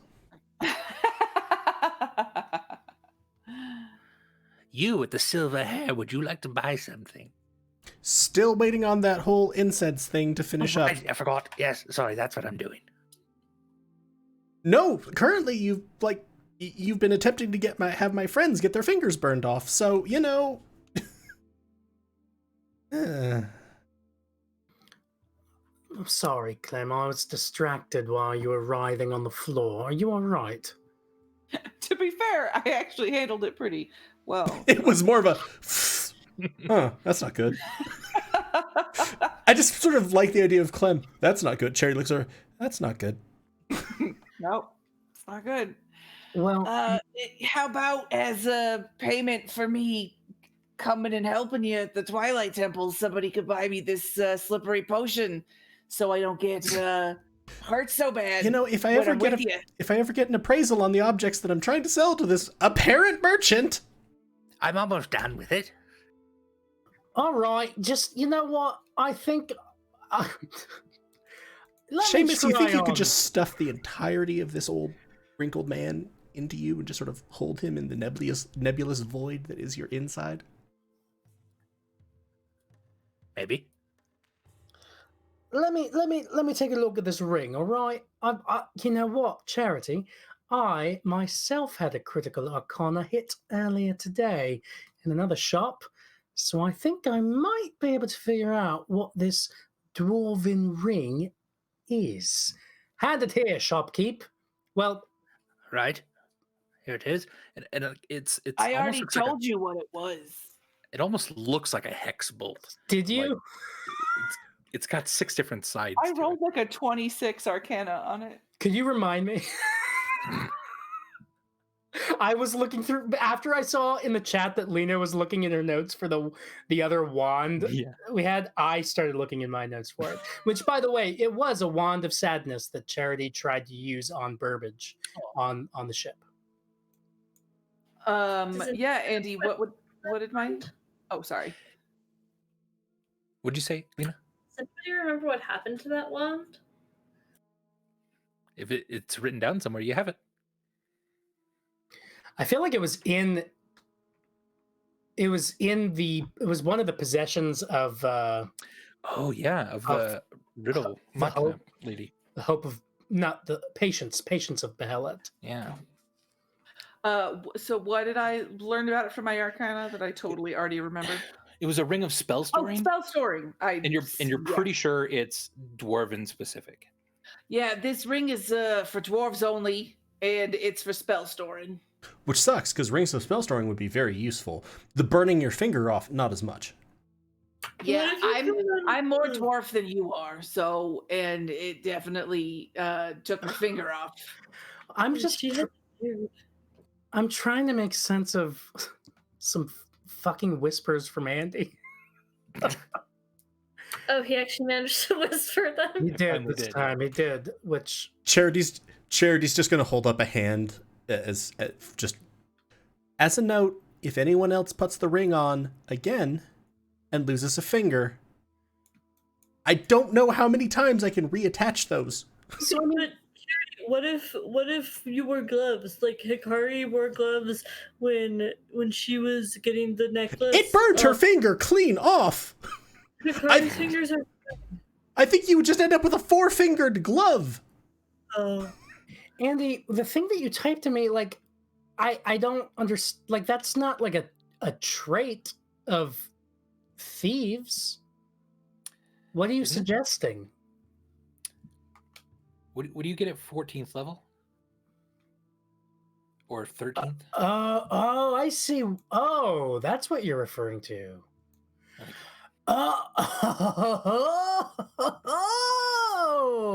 There we go. He's pieced it together. He's pieced it together, everyone. I finally get him got there. I don't Thank know what you're talking about. Well, I know what that ability is that they're referencing. Yeah. Granted, I wasn't very clear in my whispers. I was just trying to hint right. you Like in that you're direction. you're a thief. I'm like, what? Well, that's an outrageous accusation. But yes, this is a great reminder. So so Burbage did. It was back in Israk's hideout that he leveled up to level 13, and I put the use magic device trait to find. I used it to kind of find some like magical, like manacles. That's the ones that he put Arbit in for a while. By 13th level, you've learned enough about the workings of magic that you can improvise the use of items even when they are not intended for you. That's this whole second part of it. I completely forgot. You ignore all class, race, and level requirements on the use of magic items. So Burbage will remember that he has developed this ability. And just like you said, you know what? Charity, yeah. I appreciate your warning about the fact that I might lose my fingers, my little halfling fingies. I wouldn't want to lose them or have them turn into wood like some of yours wooden fingers. You don't cast spells. Next time you need healing, yeah, I'll remember that. No, actually, this is ideally positioned because that's not what a ring of... I was going to say, the caster is not who the Ring of Spell Storing is for. Isn't that what Burbage just said? Like, oh, I wonder in a different world if I could cast spells. Yeah. And Rings of Spell Storing also keep their caster's modifier. Yep. Sitting here with my 22 charisma. So if you give me this this slippery potion, I can cast some spells into your ring for you. Ooh. I'm afraid that if I was talking to the short one. Oh, yeah, she was talking to me. And by the way, I have not forgotten my threat to sue this establishment. I might forget it if you're willing to part with this dwarven ring. I suppose I don't need it. It was one of those things that was supposed to be hidden away, though. So I'm worried if you take it, you'll blab your mouth about it. Let me tell you, I am what they call a rogue. Yes. So I'm very good at not blabbing, you know. I'm sort of an introvert, and I keep things to myself almost all the time. Very sneaky. I need you to make the largest deception check you've ever made.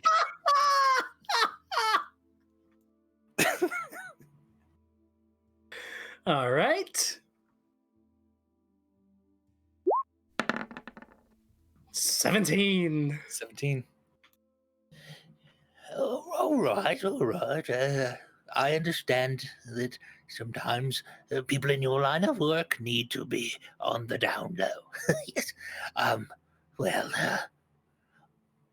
perhaps 1,200 gold then. 1,200 gold for a dwarven ring? That's quite the discount. I'm not even a dwarf. What am I going to do with it? Neither am I. what am I going to do with it? Yeah, so it's really worthless to both of us. It's quite So worthless. how about this? We'll just You give pile it up to in the me. corner. I'll give you 750 gold for it. Give me a persuasion check.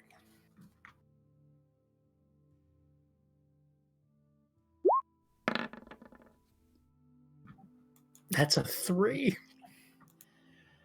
Oh, I don't think 750, and I'm starting to rethink the 1200. Do you have anything to trade for it? Help get that cost down.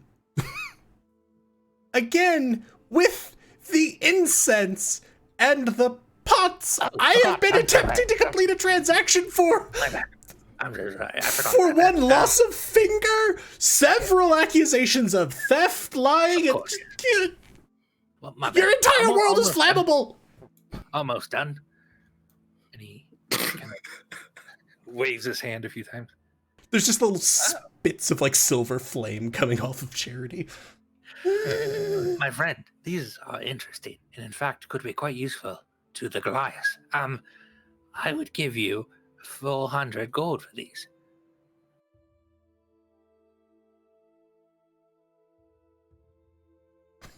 And Clem waggles her eyebrows at you Waggle, waggle, waggle. while shaking the potion that she wants. Charity's gonna sort of look. Look. These pots? Yes. And it's gonna sort of look at you, Clem. The veterans came together for 1,000 for the set. You want the veteran's cane now. No, to sell to you. Memory like a steel trap. Put it together with the 400 and the 4. I give 1,000 for both of them. Sure. All right. So at that point, we have 1,000. My thing is 300. So that's 700 left over. Mine's Clem's 180. was 180, so that's 520. Burbage's was at 1,200, so that's 680.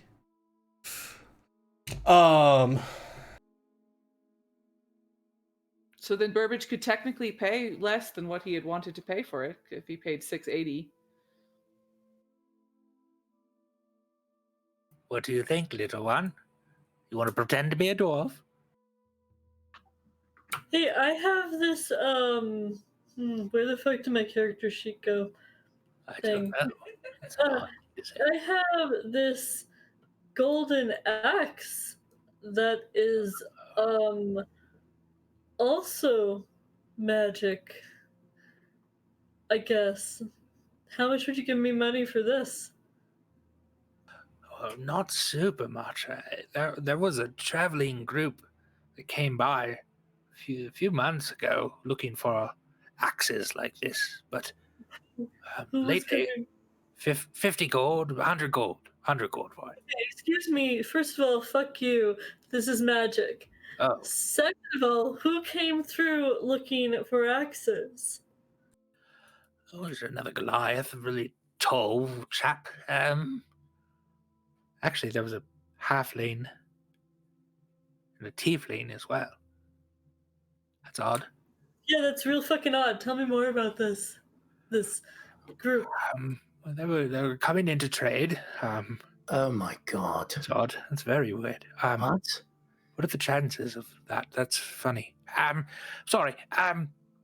They came into trade, came into town, bought a few things, specifically looking for like a bowl and a chair and an axe. It was weird. I didn't have hardly any of those things. Had a chair, just gave it to him for 5 gold. Whatever. What do you want with a chair? What's that got to do? Was the Goliath not from this tribe? No. His markings were something much further south. It's very strange. What did the halfling and tiefling look like? So, halfling. She looked like she had the crest of a god painted on a shield. She looked like one of those uppity holy types. Which god? There was a god. Which god was it? I don't know the gods. It was the one with the god of order, whatever that one was. I forget. Is that the many-eyed god? Or Give me a religion check. well, but what's his name? Benaventura had just said that. Oh, about order? Yeah. Okay. Because it was the twin of the goddess of Eris, goddess of chaos, and they were in opposite, like they were complements of each other. That is true. Then yes. Carrie's gonna be like, What was the tiefling like? No, the tiefling was strange. He shifty, very shifty fella. He almost could see out the back of his head. It seemed. Strange. And they were looking for a bowl, a chair, and an axe? Yes. Lover's axe. Does that mean anything to you? It definitely should. Okay, well, sorry. Let me hook people up. Strange. Oh, yeah. That's weird. And a bowl? What A was the bowl named? I don't know. Couldn't tell you. Chair named. I don't think the chair was named anything. I think it was just a chair. They didn't say anything special about the bowl or the chair? No. Although, come to think of it, the chair was supposed to go in that forbidden place, too. That's strange. The chair you gave them or the chair they were looking for? The chair I gave them. You just gave them a chair that was supposed to go in the forbidden It place? was just a chair. It was wood. It was common. Nothing you'd see anywhere. Why does it have to go to the forbidden place? I don't know. I don't have to keep track of all those things. Did they say what they were doing or where they were going after this? No, they were just passing through. It was hardly a thing at all. They had Who dinner. else did they talk to while they were in town? I'm sorry? Who else did they talk to while they were in town? I don't know. They stayed at the Outsiders Inn, Waterlinks, and they probably frequented Coinbringers on the way out, but that's in my place, I suppose. Cool. Go back to your transactions. Fair enough. Also, Okay. this axe is fucking magic, dude. You gotta give me more than 50 gold pieces for it. Come on. Sorry, I don't use weapons that often, but that's for fine. you. 110 is as high as I'll go with it. Okay, well, I can chip in 110 towards whatever we're doing here. All right. Is that enough, Burbage? Sorry. I'm still back thinking about Bizarro family. so that's I taking think you you're down at- to about 500, I think. Yeah. 500 and some for Yeah. the ring. Yeah. That's great. This all sounds like a great deal. Fair enough. I'll take all of those things. Here's your little dwarven ring. So it's Alright. the dwarven ring, the crystals, and Clem's potion. Indeed. Mr. This halfling, Goliath, and tiefling, did you happen to overhear them mention any notable names? Like maybe, I don't know, the name Poneway? No, doesn't sound familiar. Steel trap I have, though. So I would Uh-huh. Was there anyone else with them? No, just the three of them. Came into town, blew out that night. Didn't even stay the night, I don't think. They didn't have like another tiefling with them. But you also specified that they stayed at the inn for outsiders? They were at the Waterlinks Inn, put their stuff in there, had dinner there, I think, and then took off before the evening. Great, thank you. Thanks for the ring. I'll let Yes. the family sort of handle all the grotesque money part of business. Right. I'm gonna go to message Cantrip to the party line family. We should go inquire about those people at Waterlinks before we leave for Formidian or wherever we're going. Message Cantrip Burbage. We definitely should. Yeah. It's fucking weird. What should you do? What? Stay out of it. It's a private conversation. Oh, sorry. You just said it out loud. I thought. No, it's you can't hear this. Oh, okay. I'm hearing things then. Obviously. Okay. Well, good day. Yeah. Good day to you, sir. So as you leave the store, he's eagerly looking at all of the new magic items he has, and you hear him just kind of toss it in a corner, just kind of cronk, cronk, cronk, cronk. And the bell dings on your way out, and you are outside of Crater Gems. And hey, why don't we go ahead and take a break there? Wait, I need to know what's going on with Hikari and Sea Promise. Oh, we're gonna come back to that. Oh, but Definitely. okay. We gotta manage fluids first, and then we'll get to romance. Ready up. We'll be back in just a few minutes, everybody. Probably about 15 minutes or so. See you soon. Okay.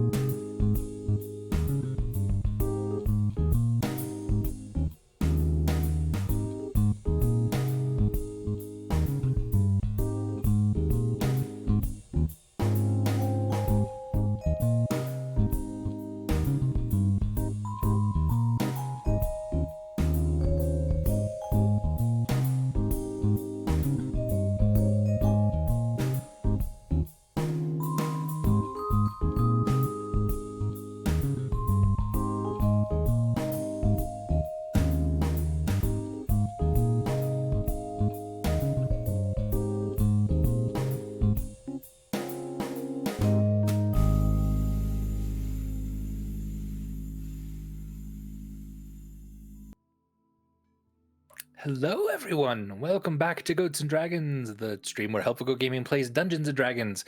Again, with me, I'm Andrew Gilbert. I have Adam, I have Galway, I have Rachel, I have Lena, I have Darcy. And we're all coming back to play and crazy stuff and whatnot. And let's pick up with Hikari and Sea Promise.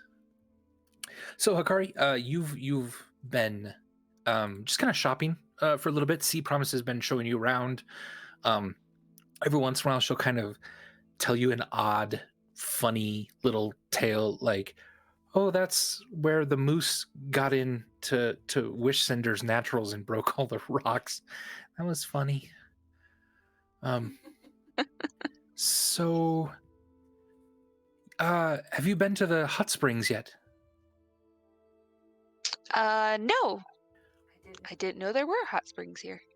Well, yeah, the river has little parts of it which are it's really hot water, and then you can jump into the really cold parts, and it's kind of fun. Would you want to, I don't know, try it out or something? Sure. Okay, yeah. So she kind of moseys on down past a bunch of horses that she seems to know the names of. And takes you. Does she greet them by name? She does, yeah. Oh, okay. I was like, how else would I know she knows the names of them? Okay. And she'll take you to a mostly frozen stream, except for a part here and then downriver a little bit more that has a bunch of steam just rising out of it. And she sort of says, "We don't have any rules. You can keep all your armor and everything on. It just feels really nice." And then she'll kind of slip in kind of gingerly to one side. Does she have all her armor on? Yeah, she's wearing pretty much everything. Yeah, she hasn't taken anything. Okay. Just the armor thing is a little weird, but okay. I'll go ahead and get in with all my armor All right. on. So it feels really nice, and the steam kind of rises up and kind of clears your sinuses. And honestly, this is the first time you've been warm in like a week. You just maybe I can sleep in here. Just like distress just melts off you. And for a moment, you just feel just really at peace, and you look around and you hear the clops of horses and the distant clang of an anvil. This is a nice place. It's peaceful, and Sea Promise seems nice and sweet, and you often, Hikari, are so bogged down with the memories of so many lives and the just built up trauma of all of those that it's really hard to just kind of be here and now, because so much of your past takes up 99% of your brain. But this is a moment right now where you feel somewhat at peace. And knowing a little bit, hearing your friends talk about what's about to come, it just feels like a needed respite before something. You just have an icky feeling about what's coming. I'm sorry. It's Rachel just wrapped herself in this like humongous blanket and just her head's showing. I was watching her, and you're like, "You're so warm," and she's just like, "Sorry." You're good. You're good.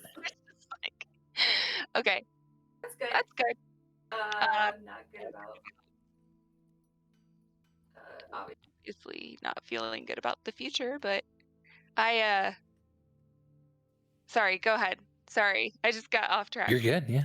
So Sea Promise kind of sits there awkwardly, just with her arms just in, kind of looking at you a little bit, and then she kind of says, you're just really strong, and I'm sorry, I just needed to meet you, and I hope you don't mind that I kind of I pried you away from your little friend there. Do you want to get something to drink after this? Totally. Okay, yeah. I was gonna go do that already. What do you like? Do you like beer, or do you like maybe some whiskey or something, or Maybe something a little bit a stronger. little stronger? Right, of course, Hikari. Strong, yeah. So yeah, so you kind of wait there just a little bit, and pretty soon she'll kind of wade off into the river just a little bit more, and then you just see her start shaking and shivering, and she's like, "This is the cold part." And even for a Goliath, who Stormbringer is basically a heater herself, just doesn't cold care about the cold or the ice. For even a Goliath to be kind of shaking and shivering there, this must be really, really cold. But Yeah, I think I'm gonna stay over here in the warm part. oh, Don't die. it's fine. Yeah, of course. Yeah. And she'll wade back over and okay, well, yeah, we just normally get out and um I have a friend who has some blankets on them, and she'll go over to a horse, and she'll kind of pat it a few and take some blankets off for the two of you. Is Um, her friend the horse? yeah, yeah. Aw. So she kind of wraps you up in this really like warm kind of wolf skin blanket, but it's much larger than a normal wolf, so it also freaks you out a tiny bit. And then when she wraps herself up and you kind of head into town, and you walk over to Mist Favor's tavern and start having a drink and just kind of talking. And it's kind of weird. Like normally at this point, after a few drinks, someone buying you a drink or two, Hikari, let's just face facts. Start to get sexy feelings often. But I don't know. You're just kind of enjoying their company at the moment, and it's I don't know, just nice. Nice. That's I the like the smith. term like it. sexy feelings Sexy Yeah. feelings. You start to get stirrings. Stirrings. in your loins. So how about the rest of you? As Hikari seems to have a very pleasant day. What are the rest of you doing? You commented that they have lots of gems and sort of minerals, etc. Indeed, especially the Elders Council. Keeps a lot of that there. Charity would probably get from Coinbringer's goods 3 relatively like decently sized like flasks, like glass ones. Glass ones, yeah. Like 8 silver probably for that. Cool. And then I actually, maybe while I would be there, and we don't have to role play out the entire scene, it's kind of up to you, but I don't know if anyone else is with Charity, but he would ask about this other group. Sure, at Coinbringers. Yeah, because this was one of the Yeah. places that he said to check, was that they'd gone to Yeah. Coinbringers, they'd been at whatever Waterlinks, I think was the other tavern that like they'd gotten dinner at. Maybe Burbage and Stormbringer would be checking water links and asking around there while you're at. Because I actually, and that's just true, if we wanted to cover it this way, Jared been like, I want to run and get something from over here, so I could ask there if you ask over there. All right, yeah. Yeah, I'll so go with Charity. cool. Nice. So Clem and Charity head into this Coinbringers, and you pick up a few things, and you're just kind of making a little bit of small talk with the really young, like teenage Goliath behind the counter. And she says, so like I think there was some people that came in, and like they were outsiders, and I remember someone said that one of them was like a tiefling, but that's all I heard. The other one was like really short, and the other one was like a Goliath, but we didn't know him, so he probably was from a different tribe and stuff, so we're not like super sure. And yeah, they were asking about magic items, and I think I remember telling them to go to Crater James, but yeah. Do you remember anything else about them? Their names? Was there anyone else with them? Did they happen to say where they were going next? One was just kind of talking to themselves a little bit. The halfling was just Was it sort the of talking. halfling? Yeah, I thought. Yeah, it she might was be. talking to herself. It was a little weird, but like, I'm pretty open, so I didn't like ask too many questions. I was just like, cool. This is so weird.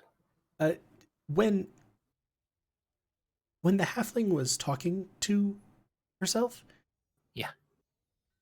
did it follow a rhythm of like a conversation, almost as if she was maybe talking back to herself and you just couldn't hear it? Right, because sometimes when people talk to themselves, it's like in their head and you can't hear it. You know what I'm saying? And then she was talking out loud too to the voice in her head, probably. So it sounded like that. Like right now, can you hear me? Yep, you've illustrated your point. Right? You couldn't hear that, Beautifully. right? Okay, right? That's what I'm talking about. Okay. As we've now moved into almost certitude that Charity takes detect thoughts at next level up. It's like, let me in. Yes, but did they mention anything about, say, where they were headed next? They were looking for magic items, but we heard from Crater Jam that they didn't stay here very long. Yeah, no, I think that it's weird because, I don't know. They must have got what they came for and took off. So I didn't see him anymore after that. Huh. It's interesting. And it's cool. Like, I don't mind outsiders. I think you're all cool. So, like, I know a lot of people in town don't like him. They think, glass. But I'm pretty open, so. Yeah, we gathered. Hey, Clem. Hey. Listen, your friend Stormbringer, would you just kind of like tell her, hey, I think she's really cool, and I really like the way she doesn't like just be a Goliath all the time, like that. So could you tell her that? It's kind of just a little bit of a hero for me now. I'll let her know. Cool. Yeah, cool. So is there anything else you need, or? I think I'm probably good. And I'm just reviewing, like, we have a fair amount of supplies, etc. And it's only supposed to be like a few days to. Right, on foot even. Yeah. Yeah. But it's not like, 3 weeks out and then God knows how long back or anything. Right. I was sort of like, okay, thank you. Yeah, cool. And so then Peace. I'm gonna Peace. All right. if as we walk sort of up towards the elders building, I would stop by the river and fill the flasks with water. Sure. Totally. Yeah, it's probably kind of a mineral-y water. And then when we get to the elders, I'm going to get 300 gold piece diamond and 75 gold pieces worth of powdered silver. Powdered silver? Mm-hmm. Cool. Okay. Beautiful. Yeah. Go ahead and mark that off. One of the Goliaths, Brain Crusher, who you've met several times, comes up and says, so Stormbringer scared us just a little bit this morning, which is fine. Maybe that's a little bit what we need, but I just wanted to, I don't exactly know what you people use this for, but clerics I know can do good things with them. And she'll hand you a 500 gold piece diamond. Oh. Whatever you can, if you could protect Stormbringer and Dawn Protector, I personally would be very appreciative of it. I will do my best. Thank you. Fair enough. Okay, well, thank you. Yeah, and at that, you are free to go wherever with else. that, I probably will also, because Revivify doesn't require a single diamond, it just requires total value. I'll tack on 100 more gold pieces of diamonds. Cool. Yeah, fair enough. They can get that for you. Yep. So with that, we can skip over to the other group, unless Clem has anything in particular she wants to do. I will be at some point looking for Hikari. I have a favor to ask her. Beautiful. All right. So Burbage and Stormbringer, you head into Waterlinks. On the way over to Waterlinks, Sure. Burbage is rambling at Stormbringer with the same way he was rambling at Hikari. Like, You know, and I mean, we just switched bodies, you and me, right, last night, which was confusing for me. I don't know about you, for you. And I was just talking to Hikari about this, right? Like, I already have a relationship with myself and with the world and with the questions of identity. And now there's this whole There's a whole Bizarro family. Is this the same as, you know? Have we heard about these people before? Is this just another group that Poneway kind of threw together because of the prophecy, right? About the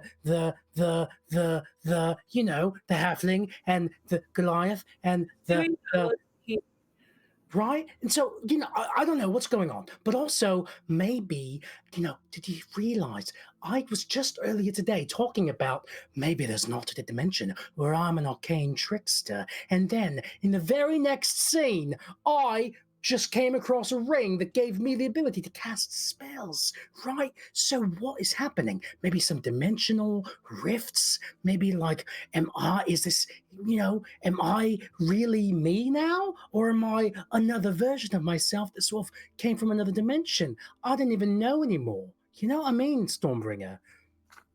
No. right, well, here we are. Let's go in and ask them if they know anything about those people. You can ask them if they know what you mean. All right. So there's a Goliath standing outside of Waterlinks who kind of nods at the two of you and steps aside, even bowing slightly to you, Stormbringer, as you step inside. And when you step inside, the place is generally empty. There are two Goliaths staring at an individual who's just sitting at the bar. A blue tunic, symbol of Bovalia on the back, short cropped hair. Who when you enter kind of looks behind him a little bit and sees it's the two of you and just kind of goes back to whatever drink he had. The bartender comes out from the back. Hi, my friends. How you doing? At the bar, you just didn't name him for some reason? The individual at the bar is Sir Benaventure. Okay, cool. Yeah. Double checking that. Yeah, that was weird. I didn't get that at all. That was Oh, sorry. Bubbly Petunia. I was like, oh, another guy with Bavarian. Yeah. Hey, a few months ago, you, bartender Goliath man, remember a group who came through here that was a Goliath from down south and a tiefling guy and a halfling? Halfling, yeah. With a shield? Do you remember them? Yeah, I remember them, yeah. You remember one was real small, one was a little taller, decent sized taller, and one was like real tall. Yeah. Yep, I remember them. What do you remember besides their heights? Well, they tried to. They wanted to stay the night. They put away all their stuff and they started kind of mucking up the town. People started not liking it.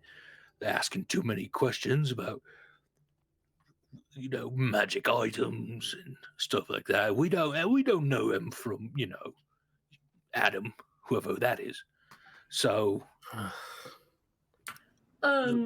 told them, yeah, keep on hiking, you know, keep on going. Don't stay tonight. Yeah, so you just had them leave. Yeah, thought it was best. Totally. Yeah, they sound sketchy as fuck. What questions were they asking about magic items? Just magic items, if we had any, where we found them, what we know about them, that sort of thing. Called themselves a Red Family, I think.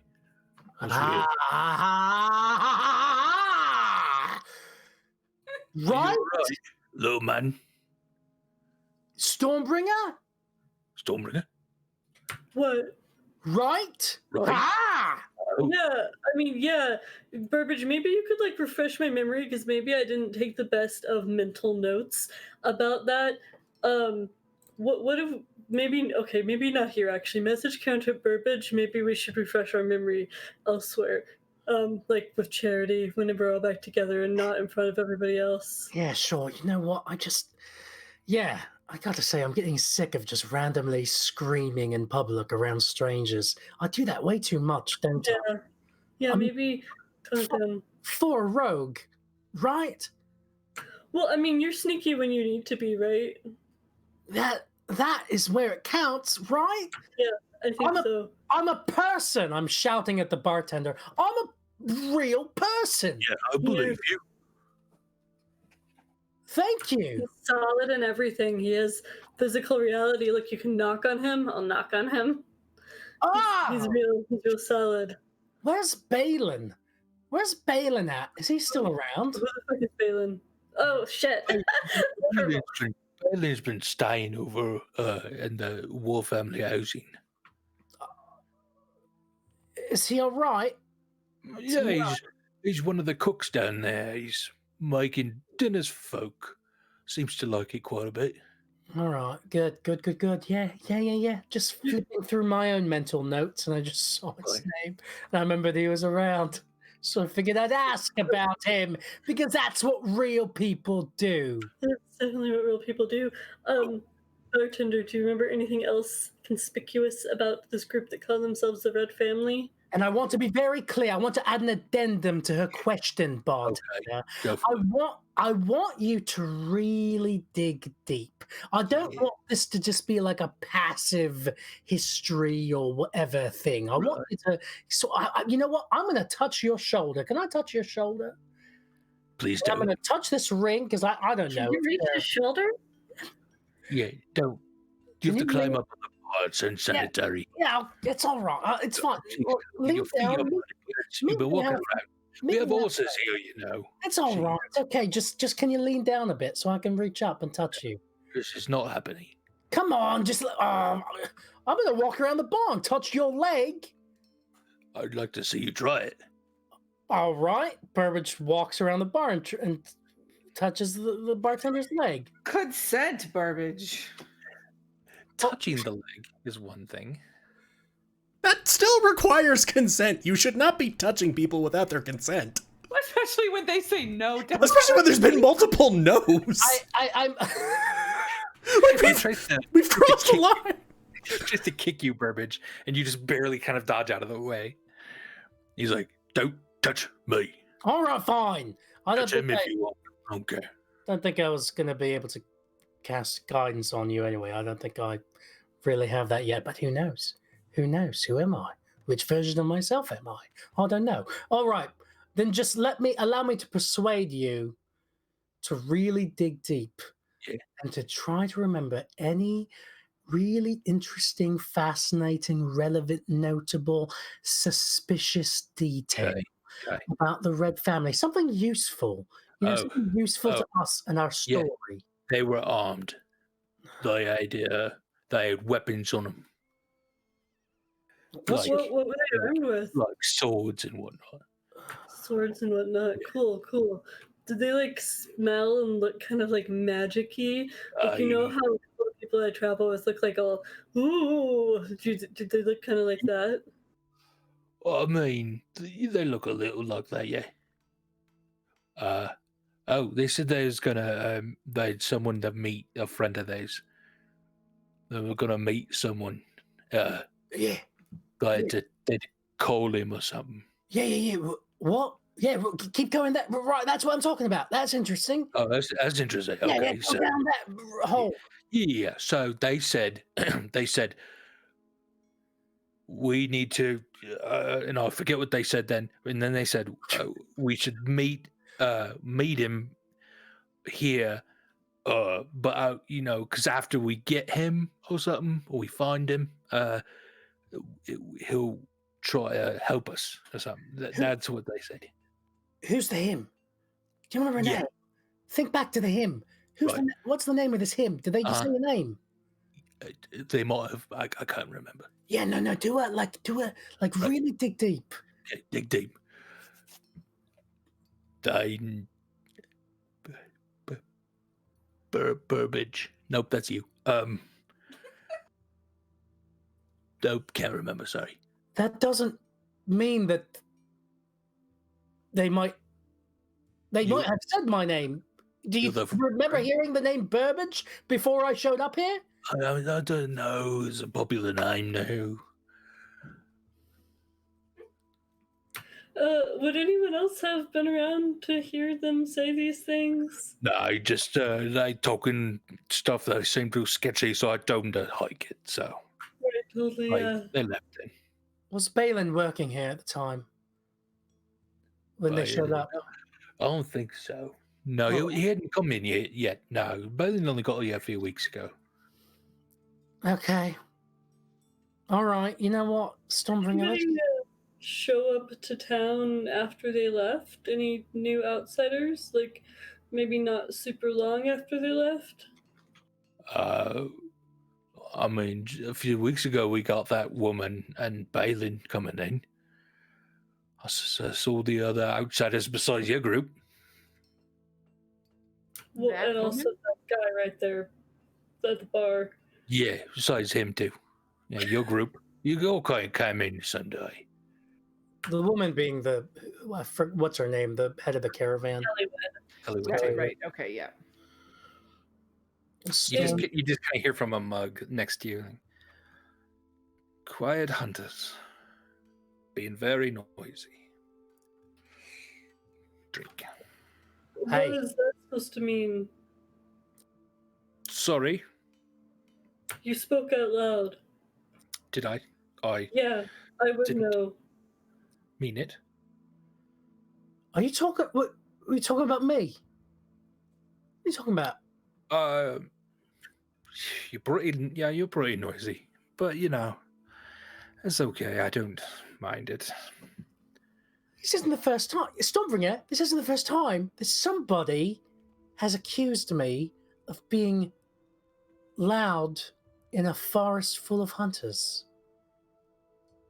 Yeah, it does kind of ring a bell. It does kind of ring a bell. That attractive. All right. Did Bubbly Petunia just fall asleep? I think so. Maybe it's like that already. It was that guy. who was shouting- Lily. Did you say Lily? That's the name of his daughter. Right, yeah, because his daughter's a Doom Lily. Yeah, right. This is all so frustrating. I'm so frustrated. Should we ask Balin or shake Benaventura really violently until he No. wakes up? Is this what he was talking about? I think he's a little drunk.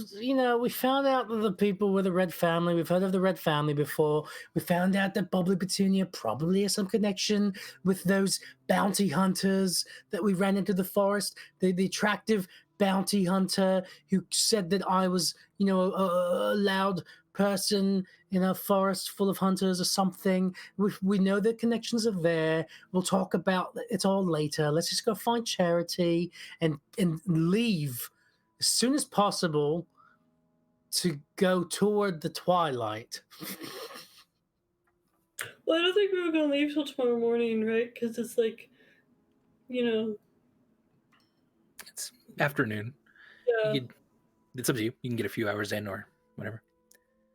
And I kind of want to talk to Benaventura because something about what he said scratches my brain. All right, you talk to him.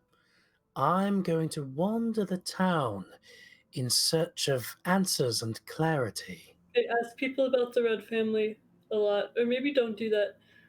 I think I I'll don't know. mostly just be in a sort of haze. Okay, good. That sounds good too. I love it. Excellent. So Burbage, you take off. Stormbringer, you're just hanging out there for a little bit, or are you heading back with Dawn Definitely Protector? taking Benaventura to try to wake him up. Fair enough. Yeah. At this point, Charity, you've heard that Sea Promise and Hikari had come into this tavern, and so you make your way there if you're looking for Hikari. And at the bar, you kind of hear them and see them laughing. at each other, and you actually then, besides like a sort of derisive chuckle, you haven't seen Hikari kind of laugh like this in a long time. I would say that, like, as we come in and see that, Charity's just gonna like put an arm back out and just like wave Clem back out the door. It's fine. I can talk to her later. She's having a good time. She deserves that. Aw, thanks, Charity. Darcy says. All right. Like, let's see. Maybe we can find. Maybe Stormbringer or Burbage had more luck. I think I heard the exclamation of Burbage discovering something surprising. It doesn't take you long before you sort of hear a, well, then who am I? What the, who even is Bubbly Petunia or Burbage Campbell as he's So let's just rolling leave down that the- alone for now. Maybe we can find Stormbringer. And Stormbringer, eventually you do wake up Sir Benaventura again, and a couple of the Goliaths have moved a little closer to make sure that everything's okay here. But what would you like to ask him? Hey, you want to go into a light closet and talk? That sounds odd. Light closets and talk. No, I don't think I do.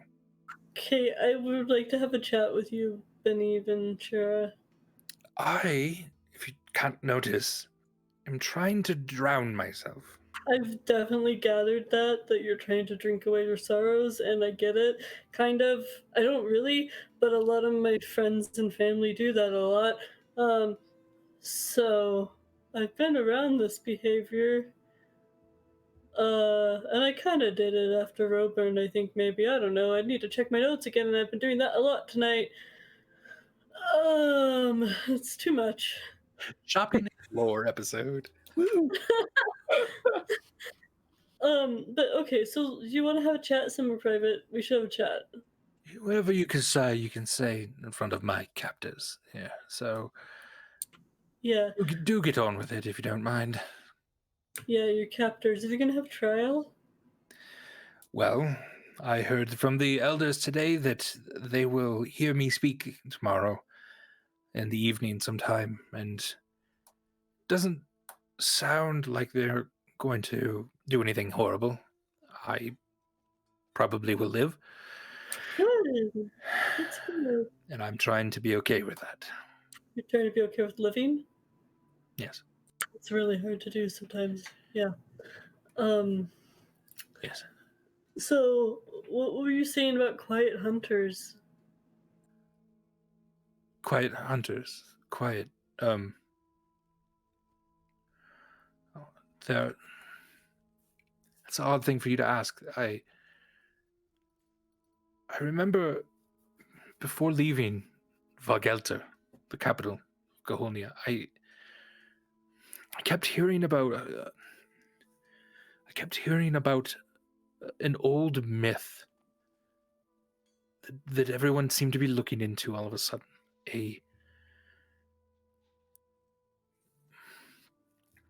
An assassin for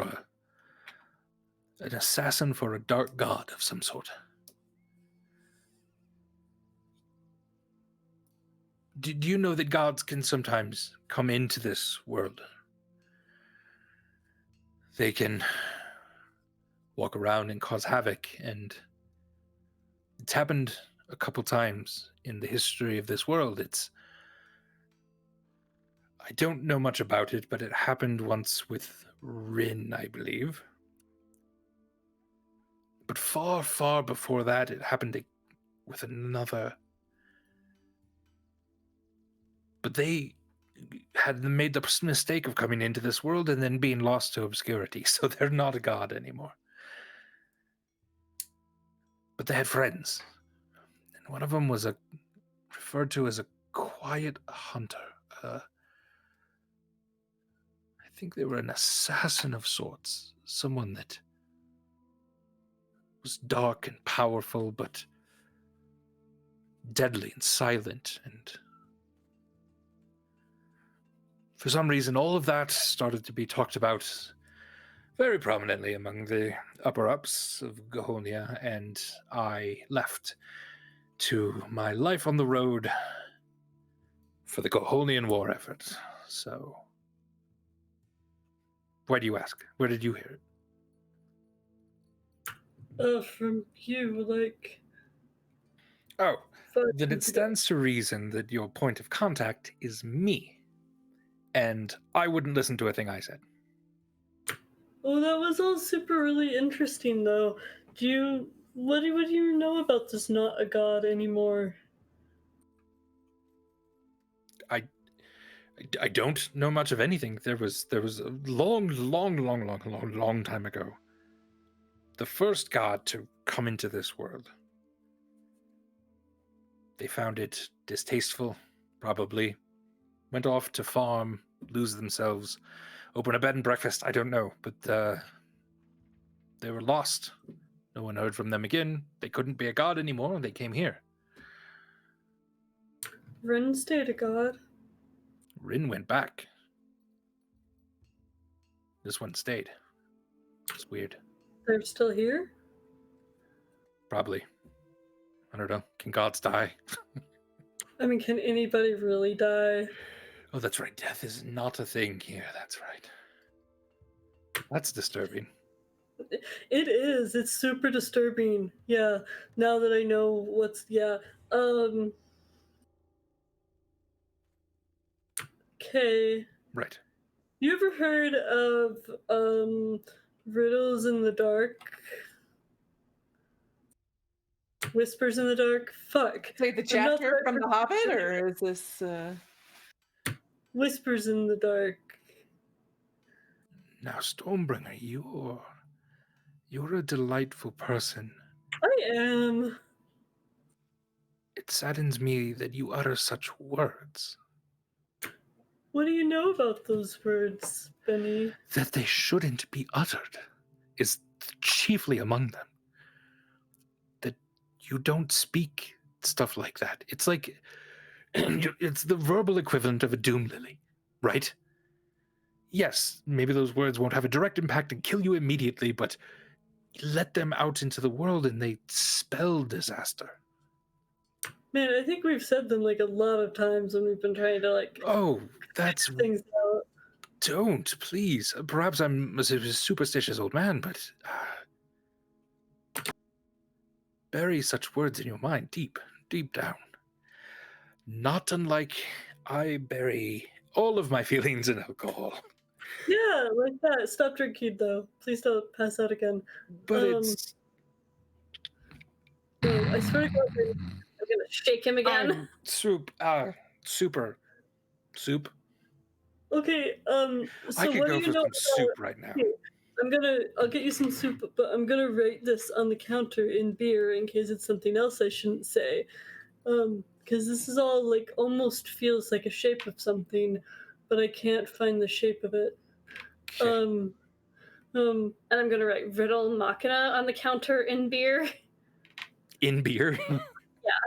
He like bends down really hard to look at it, and then you see him just kind of lick it. Don't fucking lick the counter. What's riddle mock? Okay. You don't know anything about that. Kind of makes sense, because, yeah. That's weird. Well, I'm gonna go hit Control F a lot again. It was good talking to you, Benaventura.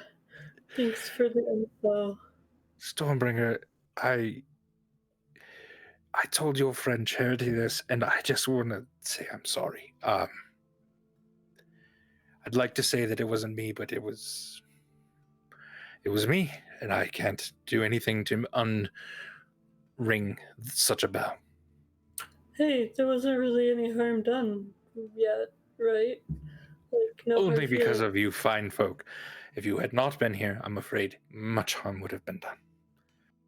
And much harm would have been waiting for you when you returned back to your home in your place of solitude. This home? A home. Yes, Why? this home. Why would there have been much? Because they were looking for you. Stormbringer, That's why I was given necklaces to bring to your home. That can't be a coincidence. Yeah, That no, can't be a coincidence. you're certainly right. Hey, do you know the Stormbringer, term? that can't be. Okay. Mm-hmm. Do you know the term red family? Does that mean anything to you, Drunk Benny? Red family. I thought that was you guys. I don't think it is, no. But you You don't did call think yourself the family? Aren't you like weird like that? that? What have you heard about that weird red family? Like you sleep together. Okay, what have you heard that's like useful? Oh, sorry. I heard weird things like that. But you destroy places. You leave trails of blood in your wake. You're searching for things. That's not you. I don't know. That sounds like us, but I I didn't saw think you it was burn us. down a village, nearly an entire village myself. When did you see me nearly burn down an entire village? Well, it was the other one that was fiery, more so than you, literally, but there was big alligators, and there was rock monsters, and I was What the keeping fuck are you talking about? people in a tavern away from you all, and then you stole my horse. Oh, I remember. You were okay. I didn't know you were there. Hey, old Yes. friends be forgotten. We meet so many on the road. I don't blame you. Did I meet you? Oh fuck, wait, yeah. Yeah. We met the guy we stole the horse from. Shit. Yeah. This was in Wistamere. Okay, well that's cool. Anyway, I had another question, but it's got out of my mind because of the, nostalgia factor. Indeed. And I've gone out of my mind. Right. Yep. Well, good luck with your chatting tomorrow. And I good hope luck they with are your and good luck and good luck with you, right? Yeah, I think I need it. Clem is funny. Yep. Funny Okay. how? Like funny, haha. Okay. I feel like I'm getting drunker as we're talking. I don't know how. You're not drinking. I've been drinking. This is No, you're just gesturing. Look, this mug was this tall, and now it's that tall. Mugs don't shrink when you drink them. This one was that tall, and now it's this tall. I don't think that's how drinking works. It was like big and now small. I'm really confused by what you're saying to me. Stormbringer, you have to listen to me. Okay. I was saying something. I think, yeah. Gee, you gotta be good to yourself, Stormbringer. Be good, Okay. Times we need to love each other. Uh-huh. I love my wife. And our child is Good.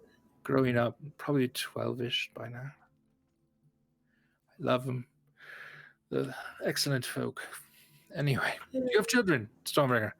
No, kind of. Do you want children? I don't know. I'm 20. I don't think so. children? That's Do you want 7? God, no. Are you And giving away children? the conversation devolves further and further. Devolves further, you say? He gets drunker, and Stormbringer is just Stormbringer. And so the conversation lasts at least another 20 minutes. Oh my god. And no real benefit to anything else that's said. But it seems like you got a little information. So, who is doing what? Or are you done for the day and gonna sleep? I mean, I probably walked into the tail end of just Benaventura rambling incoherently at Stormbringer, like, oh, well. You Look come at in, Clem. he's singing a song to Stormbringer. It's probably... But all I said is you and me. God, we are just striking out everywhere. Kari was happy, which is weird. Burbage was weird, which isn't strange. Benaventura is blackout drunk, which I don't know him well enough for. All right, you know what? Just... Yeah, I'm gonna say it's a really weird day, and there's been a lot of weird days lately with you guys, but this feels weird. Yeah, that feels like a fair assessment, and I live all of my days with us, so... But yeah, Stormbringer is here, and as you come in, even Stormbringer's eyes are kind of like, "Hey, help me get out of this like conversation." Charity's gonna sort of motion to the guards. Maybe you just take him back up to his room now? He seems a little not good. Yeah, sure, okay, yeah, we can do that. Come on. Yeah, come on. And they scoot him up, and he's like, "And you and I would touch the sky." Find out anything? I'm going to cast the Wand of Tears on Benaventura as they lead him away. Okay. You hear another round as he's going up the stairs. And you and me should not have been. I love you. I felt like he really needed a good cry. He's been just holding it all in. I felt like he really needed to release. He did need to release it. Yeah, good job. Charity's just kind of blinking. Okay, what'd you find, Stormbringer?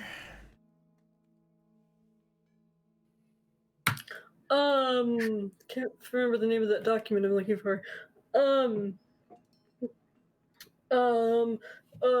So that phrase that I think we've said before sometimes, it starts with a W and ends in arc, is apparently not something you should say out loud. So ixnay on the, I don't really know how that ixnay thing works. Don't say that, okay? Fair. Cool. What else did I find? I'm just gonna summarize everything that I heard, because otherwise you're just gonna have me reading my notes in Stormbringer's voice. So the Red family actually is a thing, and it wasn't just a mistake. Yeah, I guess. Hey, do you remember the name of the document I'm looking for? That's frighteningly improbable that I would. Well, you made it, Galway. What do you mean I made it? I'll stop. I'll just keep searching my Google Drive. It's fine. Andy? Yes. Have I ever heard of anything that sounds like the Red family, or was I around here at all when they were around, or? Give me a history check. If you look contemplative, I'm slapping guidance on you. Sure. Possibly literally, as I'm trying to deal with Benaventura sobbing his way up the stairs. Fernando. 23. 23, yeah.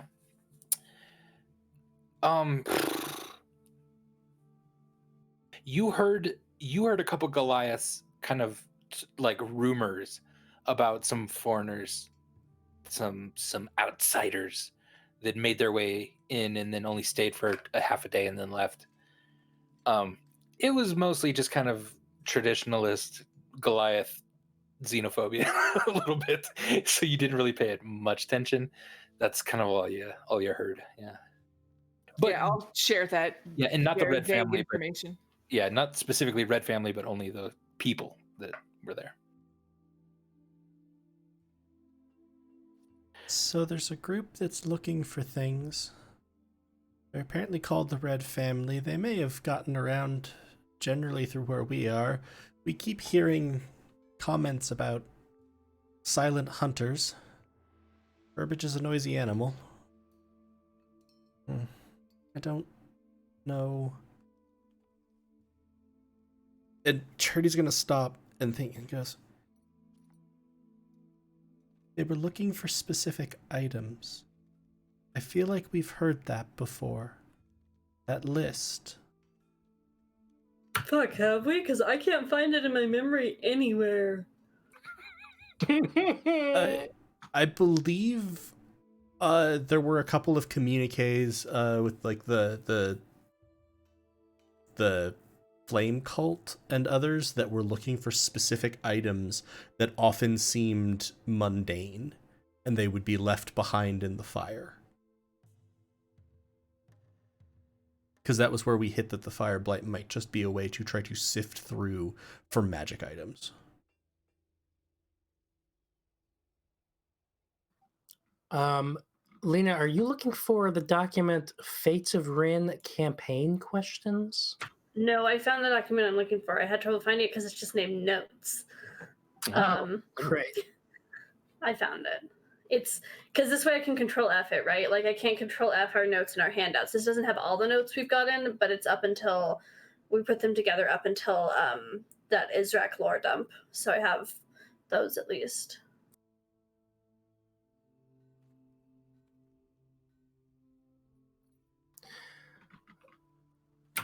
So you think like it has to do with like burning to look for magic items? I think that was what we started to piece together, was that specific items were required. They didn't seem particularly magical, and it was a way of sorting through things. They didn't burn this place. That's good. And it was months ago, so they're probably not gonna.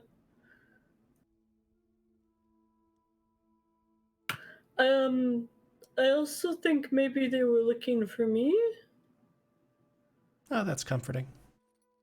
Just because I'm pretty sure I'm the lover's ex.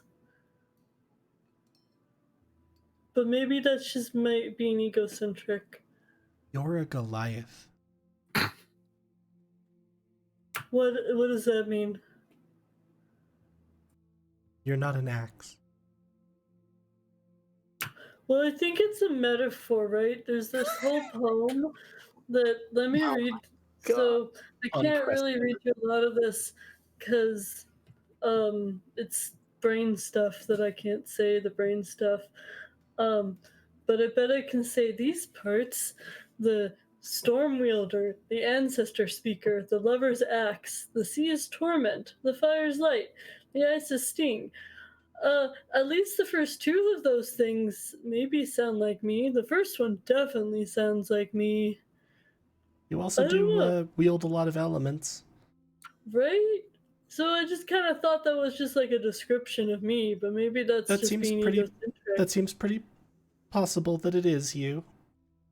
So I think maybe they were looking for me, and Benny said that he came here specifically to target me. I don't know. Maybe I shouldn't have given them a democracy and just told them to go to Cliff Mill.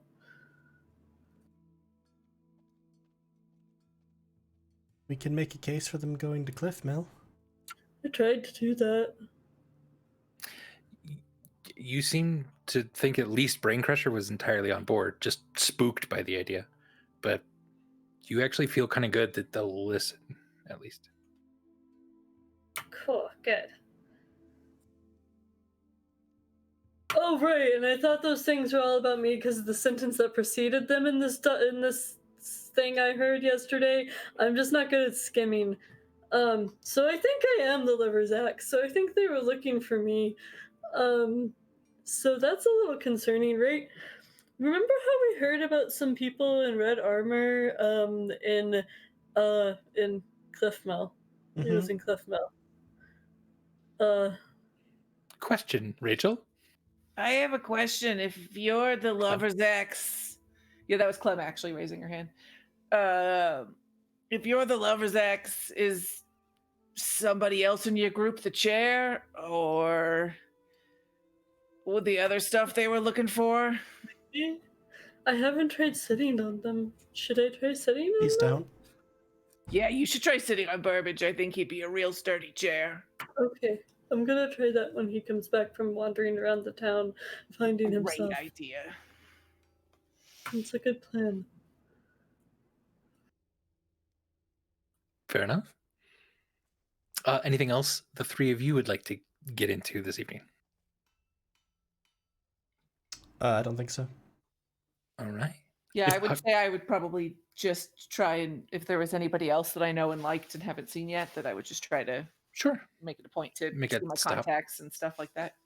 Yeah. And then where do you want to stay this evening? Where did the group sort of decide? You have the chief's quarters still, since it's, It's there, or you could stay Thought you in said the cheese quarters. the cheese quarters. Oh yeah, stay in the cheese district. Or there's water links here, or whatever you like. I figured we'd stay in the chief's lodging. It's where we stayed last night. So Yeah. Fair enough. And then Hikari, Yes. how does your date end?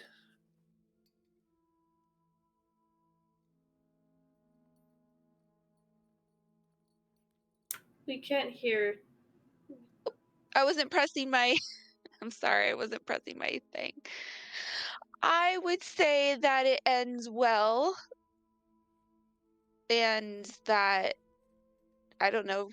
Maybe I go to her where she stays, or she comes to where I don't know I'm staying. Whatever would be the best. Yeah, she'll walk you back to your place, and just kind of awkwardly stand outside for a second. Oh, that's sweet. That's sweet. That's sweet. Could I kiss you? Yes. Yes. All right. She takes you in one arm and just kind of lifts you entirely off your feet, literally, so that your height kind of matches. She kisses you and puts you back down. This was nice. I don't often see people like this. I don't often like people like this. Sorry, it's just nice. Sorry. It's okay. Sorry. Sorry, I keep having to reading press my thing. You don't have to apologize. Okay. Good night. And if I don't see you before you leave tomorrow, thanks for everything you've done, and I'll remember you. And I you. Good night. Guys, I made it all the way through a date, pretty much sober. You burst in saying that to the group. I was gonna say, I feel like Charity is sitting there with like a small pile of like silver powder in front of him and 3 vials of water. Go. That's great. Clem, you can't help it. Your kind of curiosity takes over, and you like rush to the window to see like her leave. And you see her walk straight up to a horse and just start explaining things, just excitedly talking about probably the date, and then her and the horse walk off. Yeah, and then Charity, did you have something you wanted Hikari to do before bed tonight, or? If we had about an hour, I would ask if Hikari could turn the water in these 3 flasks into holy water. Oh. Yeah. It requires a first level spending a first level spell slot, and it requires 25 gold pieces worth of powdered silver for the vial. So I prepped everything else. No, that's totally fine. Absolutely. Do I need what spell do I need to use? It's not a spell; it's just you have to burn spell. Oh, it's not a spell. spell To burn a spell slot. level. Yeah, cool. All right. So you go ahead and do. Call upon your god's power. You see just a few fireflies. The rest of you kind of start to circle around, kind of chaotically. Hikari, and the spell goes off fine. And was there anyone that you wanted to scry or message anyone? As Hikari has spell slots to spare. Does she have the ability to send messages? Yeah, with it's not called message. It's called sending. Sending. There it is. Yeah, and you have that prepared usually, at least. Charity might ask if you could send a message to Aideen. Okay.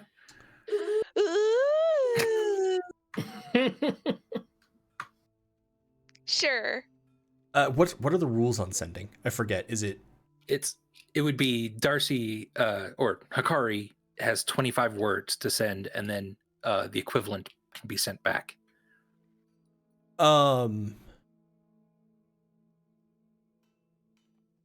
Probably would render it in Thieves' Cant, just to be extra careful. Okay. Don't know. Do you want to write it down then for Hikari and Yeah, I figure Galway will just say it out loud, or the equivalent of whatever the message would be, but it would be written out for Hikari to be able to read. That is essentially sending potential ally to you, Beneventura. Things are going oddly. Take care of yourself. I'll do my best to take care of me, thinking of you. Beautiful. So that's all written out in Thieves' Cant. And then, Hikari, do you add or change anything, or just say that?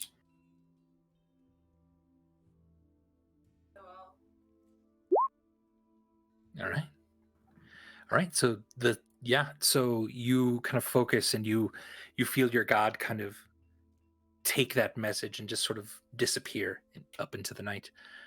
And a couple of moments pass. Nothing. And then finally, in a script or a word choice that you don't quite understand, and so you have to very quickly start writing down exactly what's happening in your brain. You show it to Charity, and Charity's like, oh, "This is Thieves' Cant back." Can't I read Thieves' Cant? Not this kind. So you don't know Thieves' Cant like just all Thieves' Cant. You know it specifically for things, and Caloran's doesn't quite match up with yours. However, Charity, you can understand exactly what it is, and the message it sent back is pretty simple. Miss you. Things are strange here too. We will look for any friends you send us and keep them safe. Please tell Burbage his brother is okay. I personally saw to that.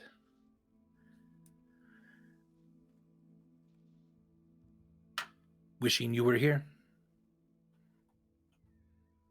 But I understand you have many important things to do.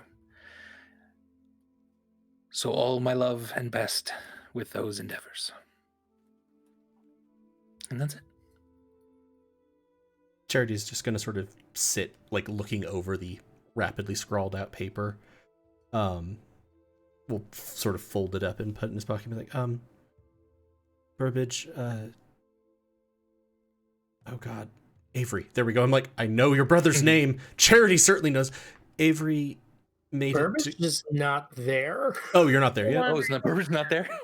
Sorry. Burbage is still wandering. Oh, okay. Oh, interesting. You'll look around like, well, don't let him know that. You'll let him. Yeah. And Charity will sort of turn. Thank you, Hikari. It seemed like you had a nice day, and I'm glad for that. I did. Charity's going to sit there and very carefully uncork the flasks, and then pour 10 caltrops into each of them. Nice. Chaos. Hey, Charity and Clem and Hikari, since you're all magic and we're doing magic stuff right now, can you look at this ring for me and tell me if it's safe for me to sync up with it? So not like a finger on the ground type ring? No, I think I learned from Clem's mistakes for now. I mean, it was worth a shot. I guess I could have taken it off early, huh? I like that you're just like, nope, gonna tough it out. Gonna show this. Maybe I just have to show this ring who's boss.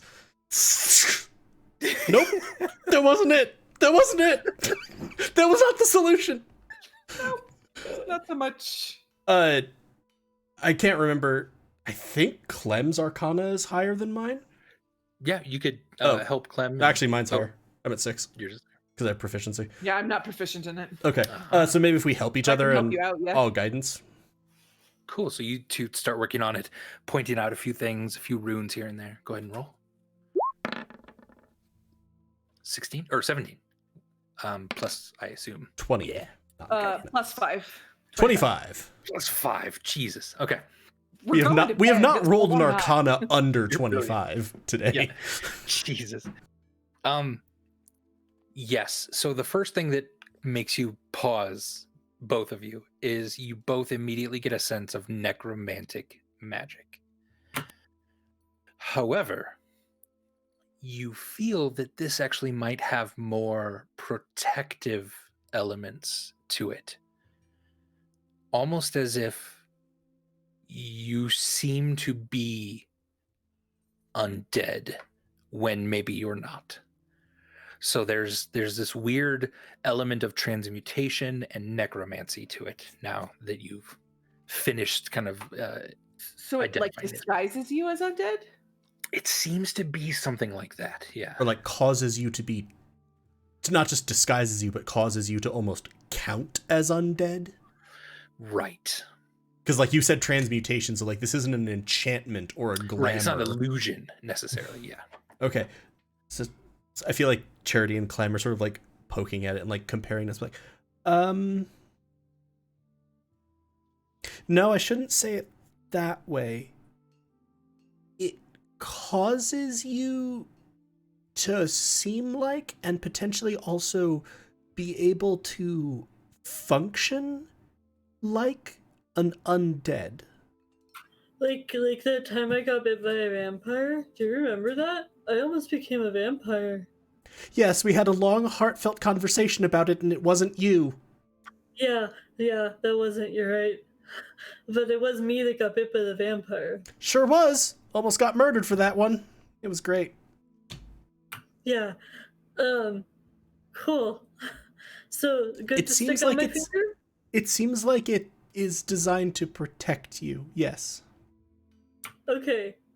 Cool. I'm gonna put it on my finger and sync up with it then. Interesting. Give me a Constitution saving throw. No, I'm just kidding. I'm really good at those. You are so. really good. It was at like, those. it was a 25 Arcana. On the other hand, the 26 Arcana got your finger burnt off, so... Though you didn't know it was a I dwarven knew ring. exactly what it did, but I was just like, this belt'll save me. Should put the ring And on there the you belt. go, Stormbringer. That's in your items now. Look, the belt is wearing the ring, and I'm wearing the belt. Therefore, I get Yeah, the there you effects, but the belt takes the negative effects. So as you look over that, Burbage, what are you up to this evening?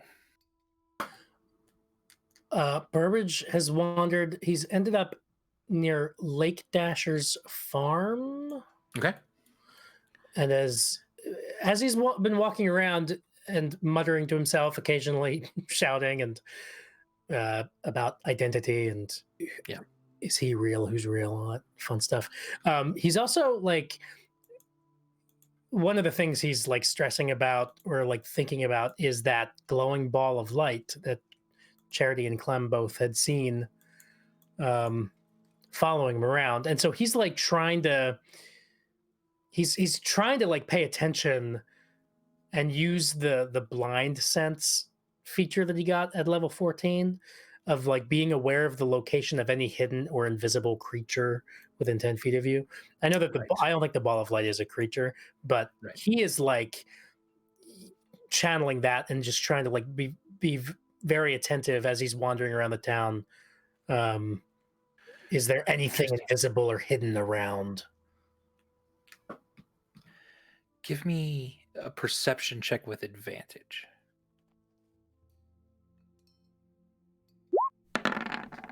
Sorry, let me do that again with my expert perception. 29. Okay. So 29. Interesting. Okay. You don't sense any creatures invisible. As you get to this point and you're overlooking fields of these snowberries that are just slightly swaying in the really getting increasingly uncomfortably cold night air. The cloud above is nearly transparent. You see the full moon up above. So there's a lot of light out here. And you feel almost more than see something just to your right. You kind of slowly look over there and you don't actually see anything.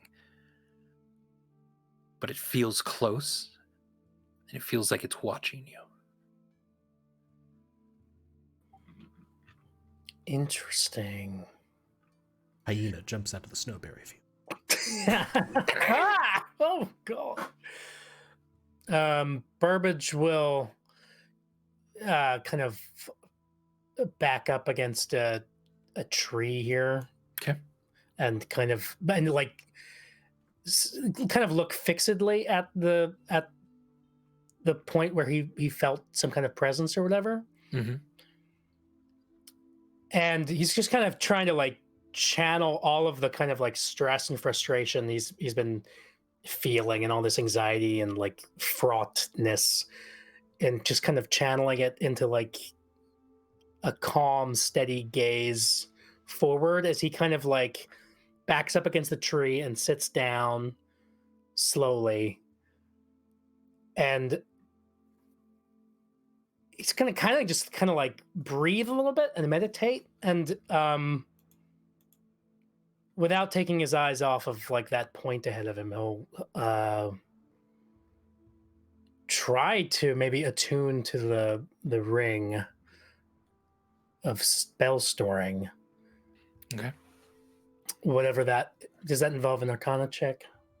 Nope, it just requires time. Just kind of a short rest for you. Yeah, he would kind of do that. Okay. You feel there is a spell inside there already. Can I determine what the spell is? Nope, you just know what slot it's in. You can basically just sort of cast it to know what it is, but then you would lose it. Does he know what spell level it is? It's a first level slot. Oh, good. There's only like 150 of those. That'll narrow it down. That's dangerous, though. So that's interesting. What would Burbage do? Would he save that spell for another time? Or would he cast it? I think Burbage would cast it, but if he's meditating and trying to be all calm and shit, would he be more rational? Burbage will cast the spell at the point where that he felt that some invisible presence. I'm just picturing we're all sitting around the chief's house, like at this point, like eating some like late supper, sort of warming by ourselves by the fire. Off in the distance of the fields, we just see.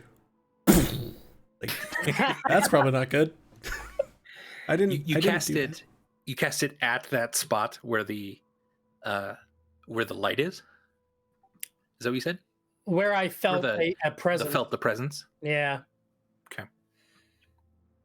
All right. You cast the spell, and immediately a sort of flash of kind of gray light kind of forms and congeals in front of you. It's short figure, and as it solidifies in its definition, you see a long bearded dwarf who's just kind of smiling and waving at you.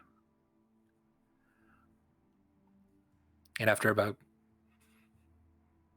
a couple rounds, that dissipates into moonlit, and you are alone again. Just a waving dwarf. Yeah, it was. You've seen the spell Minor Illusion before. Would have recognized them. It was, or yeah. It's silent image technically, but yeah. Sure. And it like the dwarf, the image of the dwarf seemed friendly. Quite, yeah. Warm, happy, comforting. but You have nobody. no idea. who You they just cast someone's goodbye message. Yeah, Or like, that's stay like- safe. That's I don't know. It's kind of sweet and sad. Yeah, I think. are. And how long are you going to stay out this evening, Burbage?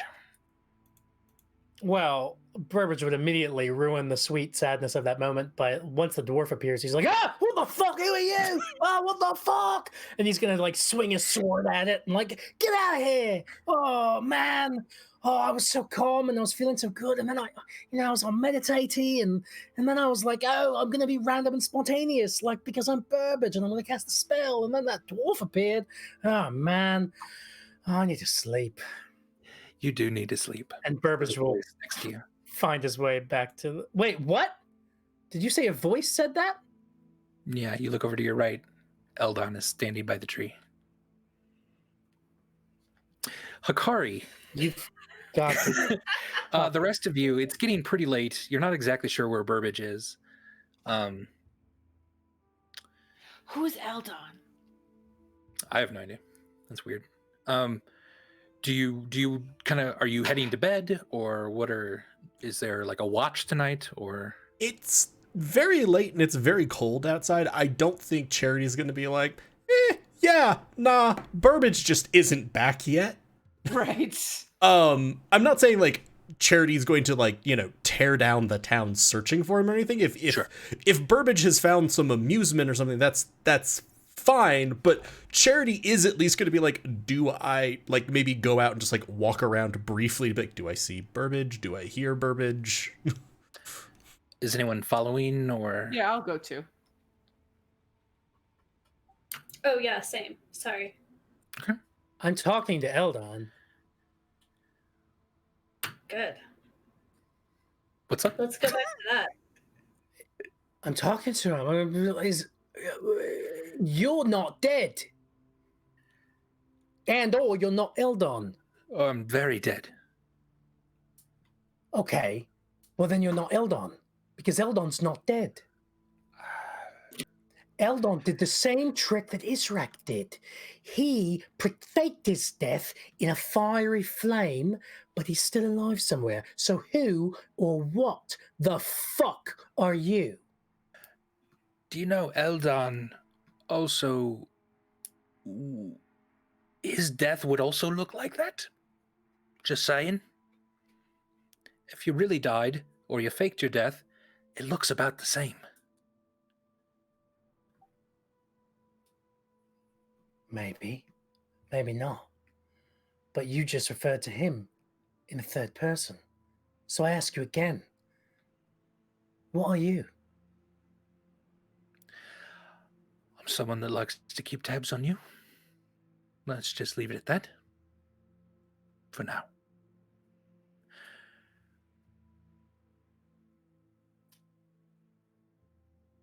And the rest of you walking through, it doesn't take you long.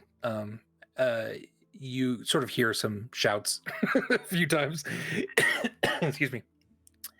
And you kind of see Burbage, who is now just sort of facing a tree and kind of talking at it. And as they approach, your eyes dart away from him, and as they come back, Burbage, he's gone. Ugh. Burbage, who were you talking to? Because, I know, like, we've talked to trees before, but those had fire elementals in them. This is, like, maybe not a tree with a fire elemental in it. God, I hope not. First, I was talking to a dwarf that was waving at me. Then I was talking to, I think, a hyena might have been around here.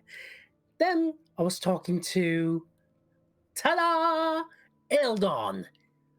Or whatever has been posing as Eldon. He returned. It's been a while. Yeah, you're seeing Eldon again? Yeah, but also, I thought that was a manifestation of your guilty conscience. that's what I thought for a while too. That was a popular theory. I don't really know what to think anymore. But I will say I did a little bit of meditating and kind of tried to calm myself. And while I still think I am Burbage Camp, Good. I feel like also I'm a bit unkempt. Do you need a hairbrush? I have a hairbrush. No, Eyebrow dye? I think he means he's got a few screws loose. No, I need to sleep. I need to sleep. I think just sleep is good because sleep is what takes us to the next day, and the next day is what takes us to the next adventure, and the next adventure is what. And Burbage is just walking off away from all of you. He's walking to the chief's lodge or whatever to find the. As He you're heading seems worse than usual. as you're heading back, you hear, What? No, what is that? Who is that? What? How did I get in here? and shouts coming from kind of the main square area. Oh, I'm Christ. gonna go over and see what that is. And Okay. Yeah. square. As you run up, you see about 4 Goliaths, each with an axe out. In the middle of the square is a giant bear. Is it my friend? Is a it Tony? red-haired bear with flecks of gold on the ears. Not Is Tony. that what Tony looks like? And Hikari, you look out of your bear eyes to your friends and surrounded by the guards, and you don't know what to make of this. What? I go, roar. And I think that's what we're into tonight. That's so cool. What the fuck's going on? There's a lot in that episode. I feel like Wow. as we're running up, Charity's like flame wings sort of appear, and then the bear goes, roar? And they sort of like falter back in, like, what do? So we'll pick that up next time in 2 weeks. Thanks everyone for watching. Coming up next week, we have on Wednesday Goats to Saltmarsh, which is where Rachel DMs the crap out of us. I know what I said, and it's a lot of fun. Lena and Galway and I are all in that one, as well as Joel and Monty, which is it's a blast. It's a lot of fun. So check that out on Wednesday. Thursday, Spire. By the amazing Elise DMing that one. Total new cast. Great story. Super fun to watch. And then next Friday is Galway DMing the World of Tyr, which has only gotten crazy and better with basically every episode. So don't miss that either. Thanks for watching. Thanks for hanging with us so long. It was a little bit later, but I wanted to get to a couple of those moments really bad. And everyone did so well. We learned so much. We had so much fun. One of us is a bear. One of you is a bear now. Thank you all for watching. We love you very much. Hang in there. And we'll see you next time. Peace. Bye, everybody. Good night. Love you all. Bye.